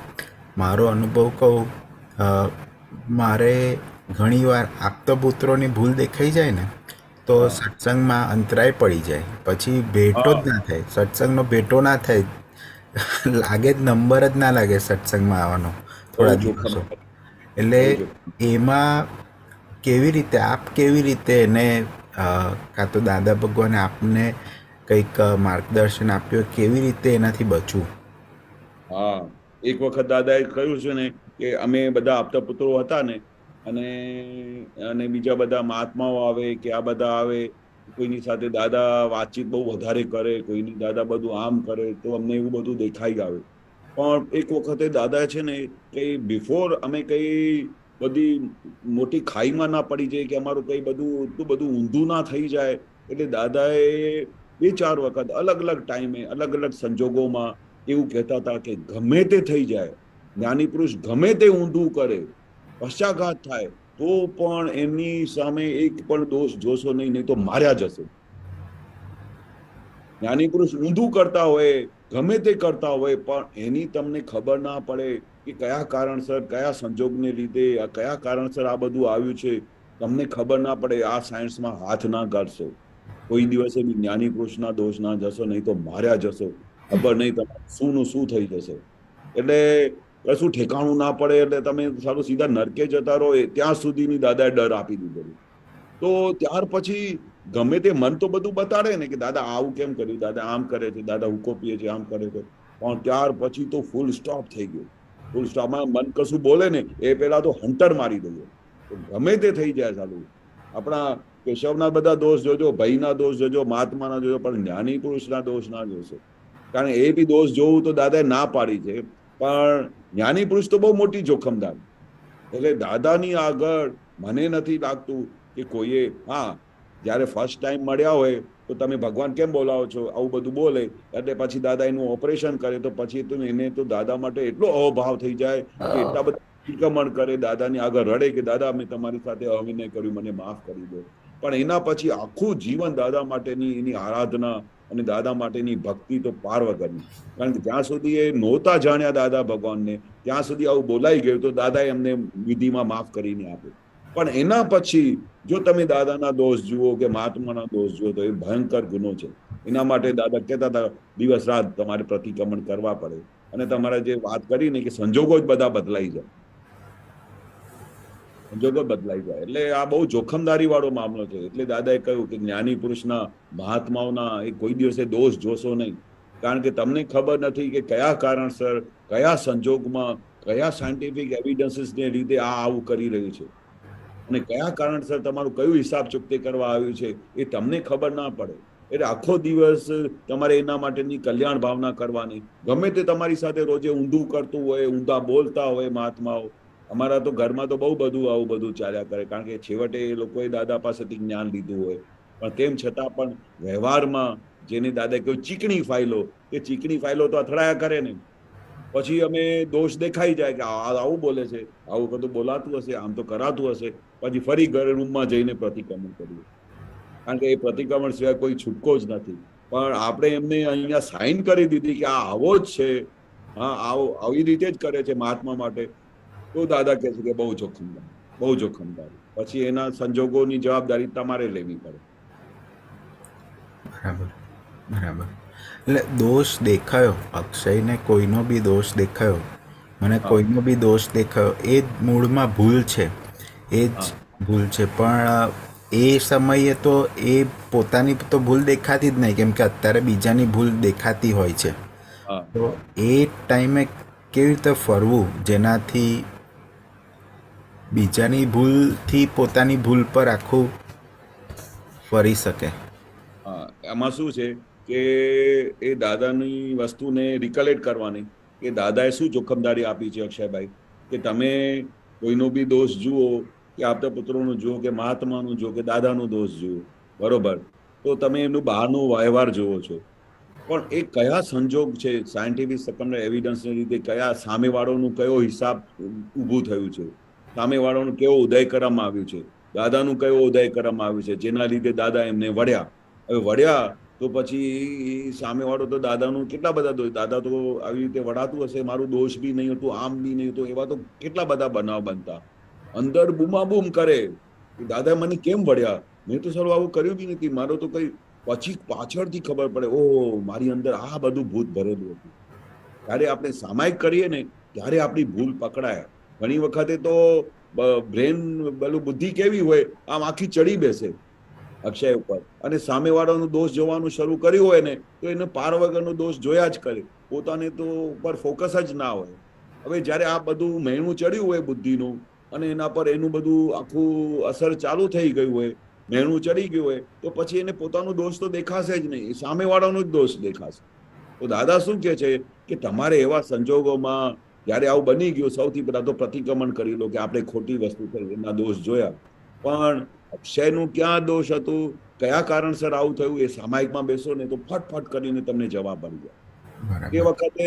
તે વખતે તો ચલણ બુદ્ધિનું છે, અસર બુદ્ધિનું છે, તો તે વખતે તમને કશું દેખાય નહીં, અંધકાર જ થઈ જાય. બરાબર.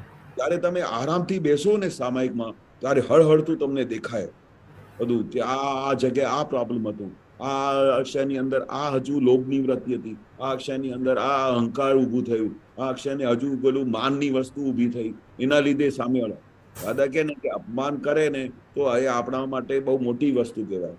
પણ તે વખતે અપમાન કરનારાઓ આપણે પેલું આપણા માટે હિત કરીને આવ્યો છે કે આપણી લોટરી લાગી છે એવું દેખાય છે? એ વખતે તો કેવું દેખાય કે આણે મારું અપમાન કર્યું. એટલે આપણે એ જગ્યા પર પહોંચવાનું છે. આપણે એ દાદાની જે વિઝન હતું એ વિઝન ઉપર પહોંચવાનું છે કે આ સામેવાળાનું જે અંદર છે એ શુદ્ધાત્મા ભગવાન બેઠેલા છે. આ બહારની એની પ્રકૃતિ આવું કર્યું એટલે એમનો ઉદયક્રમ આવો ઉભો થયો, મારો ઉદયક્રમ સાંભળવાનો ઉભો થયો, આ બંનેના ઉદયક્રમ ઉભા થયા. હવે આ વસ્તુ અમે આવી, હવે એનું સંભાવે નિકાલ કરો. આ સાયન્સ છે દાદાની. આ સાયન્સમાંથી તમે ક્યાં બી બહાર જાઓ તો ફેલ થઈ જઈએ. એટલે આપણે શું છે, આખો દિવસ લક્ષ્ય એના પર રાખવાનું છે કે મારે આ સાયન્સમાં કેવી રીતે અંદર ઉડાણમાં જવું છે. દાદા શું કહેવા માંગે છે, દાદાનું હેતુ શું હતું, દાદા કેવી રીતે આખા જગતને નિર્દોષ જોયું, દાદા કેમ કહે છે કે આપણું જ દોષ છે, સામેવાળાનો દોષ જ નથી. એ કયા આધારે દાદાએ આટલું મોટું વાક્ય બોલ્યા છે, કયા આધારે દાદા પોતે ભગવાન થયા, આખો નિર્દોષ થઈને પોતે નિર્દોષ થયા, કેવી રીતે થયા હશે દાદા. એટલે રસ્તો તો આ એક જ છે ને વિતરાગોનું. વિતરાગ બાળકનો રસ્તો આ એક જ છે. આપણી પાસે નવો કઈ રસ્તો છે જ નહીં, અને નવી કોઈ રાહ બી નથી મોક્ષે જવાની. આ દાદાની જ એક જ વસ્તુ છે કે જે અમને મોક્ષે લઈ જાય. અને જે અમારા એવરીડેના જે પ્રસંગો છે, એવરીડેના જે સંયોગો છે, એ સંયોગોમાંથી દાદાના સાયન્સ પ્રમાણે તમે 100% બહાર નીકળી શકો છો. That is guarantee. રાઈટ. બરોબર ને? બરાબર છે. તમને કેમ લાગે છે? ના, વાત સાચી છે. ભરત કાકા કઈ કહે છે કવિરાજશ્રીની પદની પંક્તિ? કોઈના એ દોષો જો આથી પોતાને છે નુકસાની, દ્વેષિત બુદ્ધિ ચિત્ત મલિનથી કષ્ટે ગુચાણા મન જાણી. વન્ડરફુલ. આ કોઈ રહસ્ય મળી ગયું ને તો પછી કોઈનો દોષ દેખાય જ નહીં. આટલું મોટું કવિરાજે બહુ ગજબનું રહસ્ય ખોલી આપ્યું છે.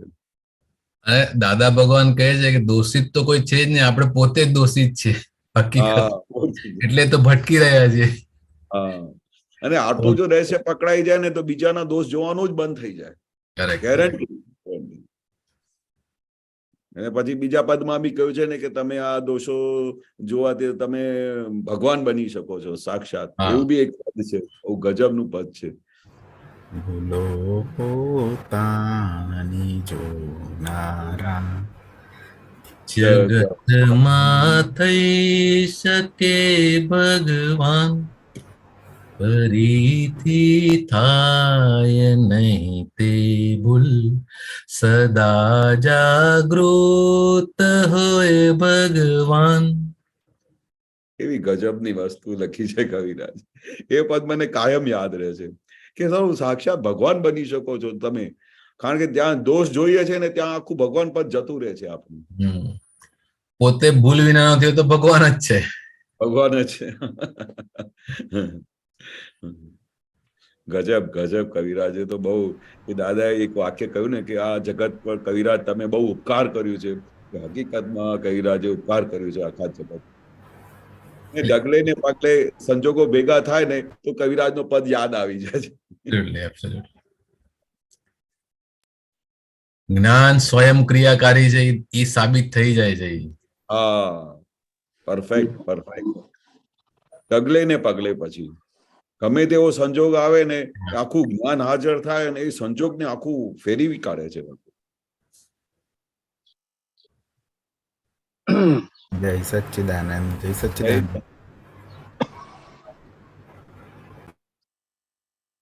દીપકભાઈ ને કશું પૂછવું છે? હા, જય સચ્ચિદાનંદ. કેશવાનંદજી સંભળાય છે? હા, સંભળાય છે. હા, સંભળાય. એટલે દાદાની હજી પૂરેપૂરી ઓળખાણ પડી નથી એમ કહેવામાં આવે કે દાદા જો પૂરેપૂરા ઓળખાય તો દાદા જેવા જ થઈ જાય. તો શું કહેવા માંગે? પૂરેપૂરા જે ઓળખાયા નથી. અરે 100% દાદા. મને તો એવું લાગે ને કે દાદાની વાળની ટોચ જેટલું બી ઓળખ્યા નથી. દાદાની વાળની ટોચ જેટલું બી ઓળખ્યા નથી. કારણ કે અમને જયારે નાનપણથી અમે દાદાની સાથે 80 વર્ષ સુધી, જ્યાં સુધી દાદાનું દેહ હતું 86 વર્ષ સુધી, ત્યાં સુધી અમને એવરીડે દાદાનું નવું દેખાતું હતું. આજે દાદાએ આ શું કર્યું, આ દાદાએ આજે શું કર્યું, એવું નવું દેખાયા કરે. આ દાદાએ કેવું સ્ટેપ લીધું આજે. દરેક મહાત્મા સાથે અલગ અલગ અનુભવ થાય, દરેક મહાત્મા સાથે અલગ અલગ ટેકલિંગ થાય, દરેક આપતા પુત્રો સાથે અલગ અલગ ટેકલિંગ થાય. તમે કલ્પનામાં ના આવે. અને પછી અમને વારે ઘડી એવું લાગે કે દાદાને તો અમે તો હજુ ઓળખ્યા જ નથી.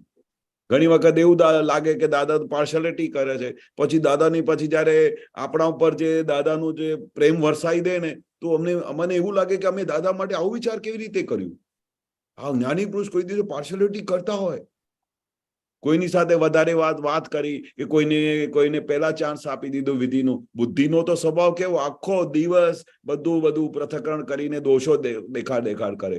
અને પછી દાદા ભગવાનનું દરેક સ્ટેપ, એવરી મુમેન્ટ એવું દેખાય કે દાદા આ શું કર્યું. આ તો દાદાએ કઈ હુગલી મારી દીધી અચાનક, એવું જ લાગ્યા કરે. અને કેવી રીતે કોઈને ક્યારે ક્લીન બોલ્ડ કરી નાખે, કોઈને ક્યારે શું કરી નાખે, કોઈને આમ ખૂણામાં એક બેઠો હોય ને એને આસમાનમાં લઈ જાય, ટોપ ઉપર. અને જયારે બહુ બધું મગજમાં અહંકાર ભરી જાય તો સીધું બોટમ ઉપર લઈ આવે. હવે એવા બધા બનાવ તો અમે રોજે જોતા દાદાની. પછી અમને એવરી ડે એવું લાગે કે અમે દાદાને ઓળખી જ નથી શક્યા. આ દિવસ સુધી એવું લાગે છે કે અમે દાદાને ઓળખી નહીં શક્યા, કે દાદા કેવા અમને મળ્યા હતા. અને એવું લાગે અને પશ્ચાતાપ થયા કરે, રડવું આવી જાય કે અમે દાદાને આટલા નજદીક હતા તોય ઓળખી નહીં શક્યા અમે.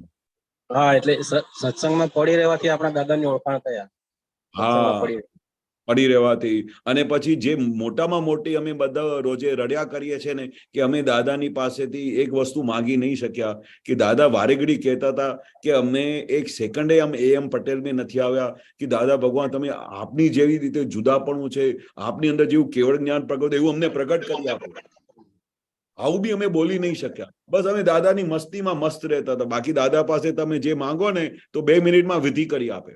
આમ તમને છૂટું જ વર્તાઈ જાય, ગમે તેવું કાળ હોય. મને આજે એવું લાગે છે કે અમે દાદાની પાસેથી કોઈ દિવસે બી આવું નહીં માંગ્યું કે દાદા તમારી પાસે જે છૂટાપણાનું છે ને, જે અનુભવ છે, જે કેવળ જ્ઞાન તમને પ્રગટ થયું છે દાદા, એવું અમને કરી આપો દાદા. આમ હાથ જોડીને આરાધન કરીને પડે તો દાદાની પાસે અમે આખી લાઈફ જ્યારે બી જે કઈ વસ્તુ માંગવી હોય ને તો 2 મિનિટમાં શું કહેતા હતા, ચાલ વિધિ કરી દે. કારણ કે આખા બ્રહ્માંડના સ્વામી શું ના આપી શકે. તમારી તૈયારી હોય તો તમને 2 મિનિટમાં કરી આપે. તમારા બધા જયારે દાદા કહે છે કે જ્ઞાની પુરુષને મળ્યા પછી કેટલા બધા જન્મોના પાપોને ભસ્મીભૂત કરી શકે છે, એટલી બધી ક્ષમતાધારી જ્ઞાની પુરુષ ભગવાન મળ્યા છે. અને એ ચાહે શું કરી શકે છે, તો તમને કેવળ જ્ઞાન કેમ નહીં આપ્યું હોત.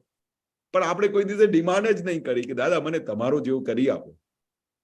દાદા જેવું થવું છે બોલતા હતા, પણ પેલું તમને જેવી રીતે રહે છે ને એવું અમને કરી આપો.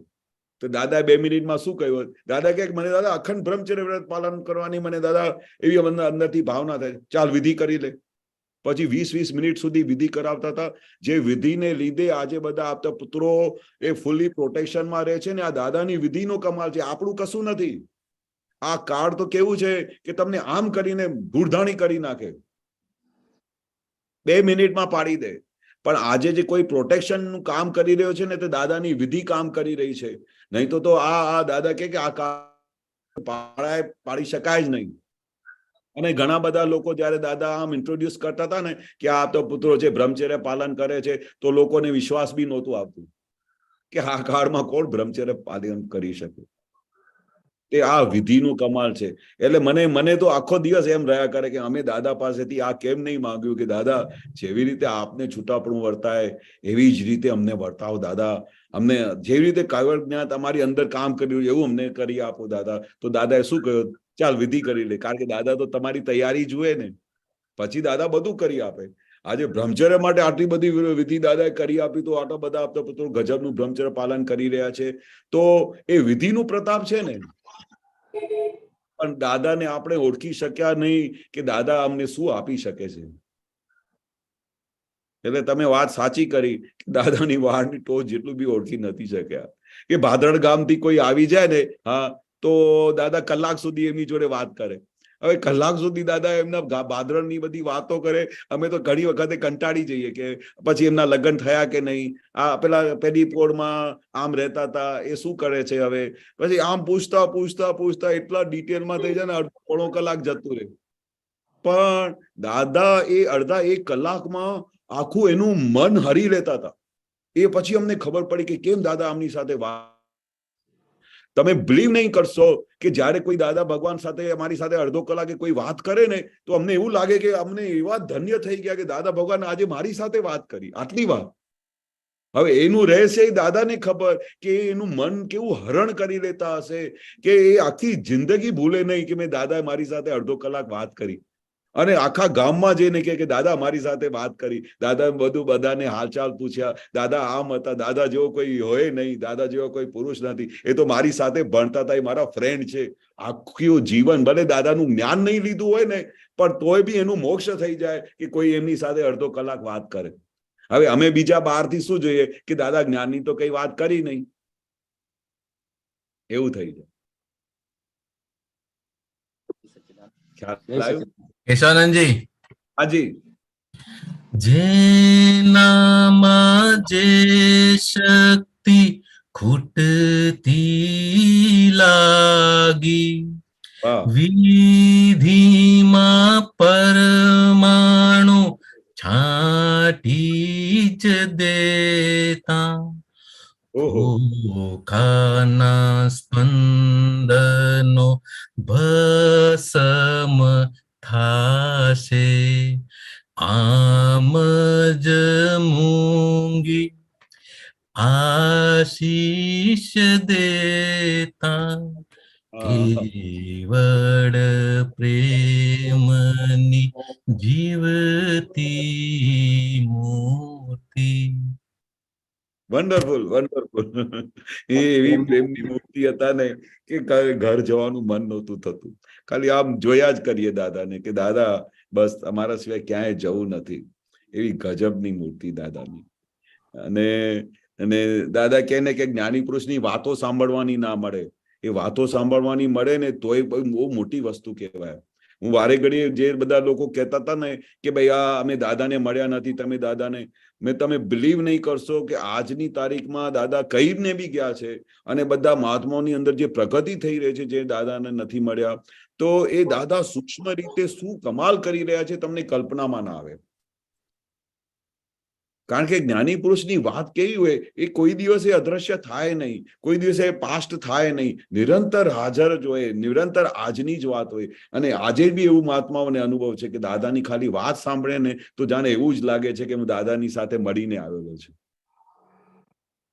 એવું છે.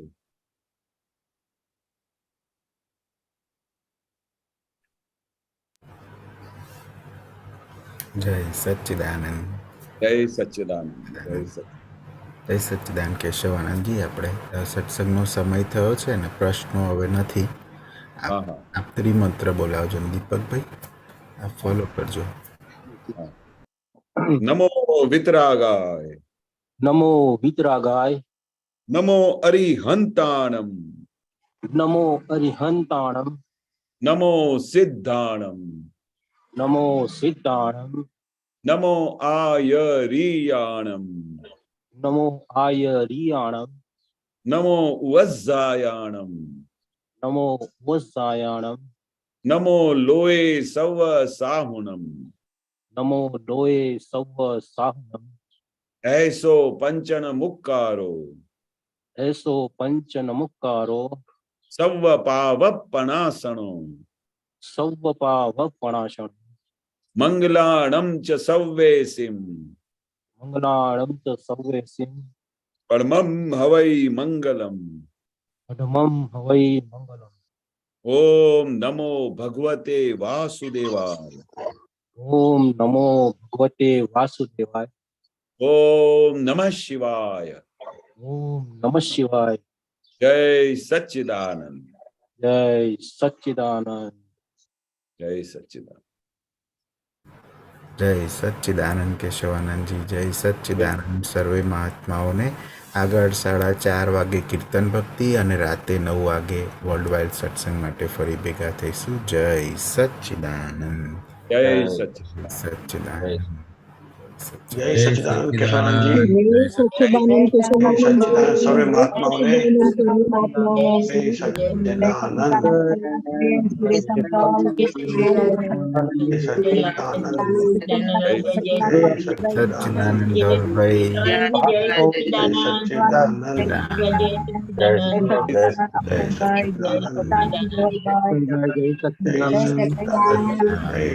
સચ્ચિદાનંદ જય જય સચ્ચિદાનંદ જય સચ્ચિદાનંદ જય સચ્ચિદાનંદ જય સચ્ચિદાનંદ કાકા જય સચ્ચિદાનંદ સચ્ચિદાનંદ જય સચ્ચિદાનંદ સર્વે મહાત્માઓને જય સચ્ચિદાનંદ સચ્ચિદાનંદજી લીલાબેન જય સચ્ચિદાનંદ જય સચ્ચિદાનંદ સચ્ચિદાનંદ અક્ષયભાઈ જય સચ્ચિદાનંદ રોહિતભાઈ જય જય સચ્ચિદાનંદ નરેન્દ્રભાઈ જય સચ્ચિદાનંદ જય સચ્ચિદાનંદ પૃથ્વીબેન પૃથ્વીબેન જય સચ્ચિદાનંદ જય સચ્ચિદાનંદ જય સર્વે સચ્ચિદાનંદ મહાત્માઓ જય ઉજ્જવલભાઈ જય સચ્ચિદાનંદ બોલો. સચ્ચિદાનંદ જય સચ્ચિદાનંદ જય જય સચ્ચિદાનંદ જય સચ્ચિદાનંદ જય વિપિનભાઈ સચ્ચિદાનંદ જય સચ્ચિદાનંદ સચ્ચિદાનંદ જય સચ્ચિદાનંદ સચ્ચિદાનંદ જય સચ્ચિદાનંદ જય સચ્ચિદાનંદ સચ્ચિદાનંદ જય સચ્ચિદાનંદ જય હા જય સચ્ચિદાનંદ જય જય સચ્ચિદાનંદ સચ્ચિદાનંદ સચ્ચિદાનંદ જય સચ્ચિદાનંદ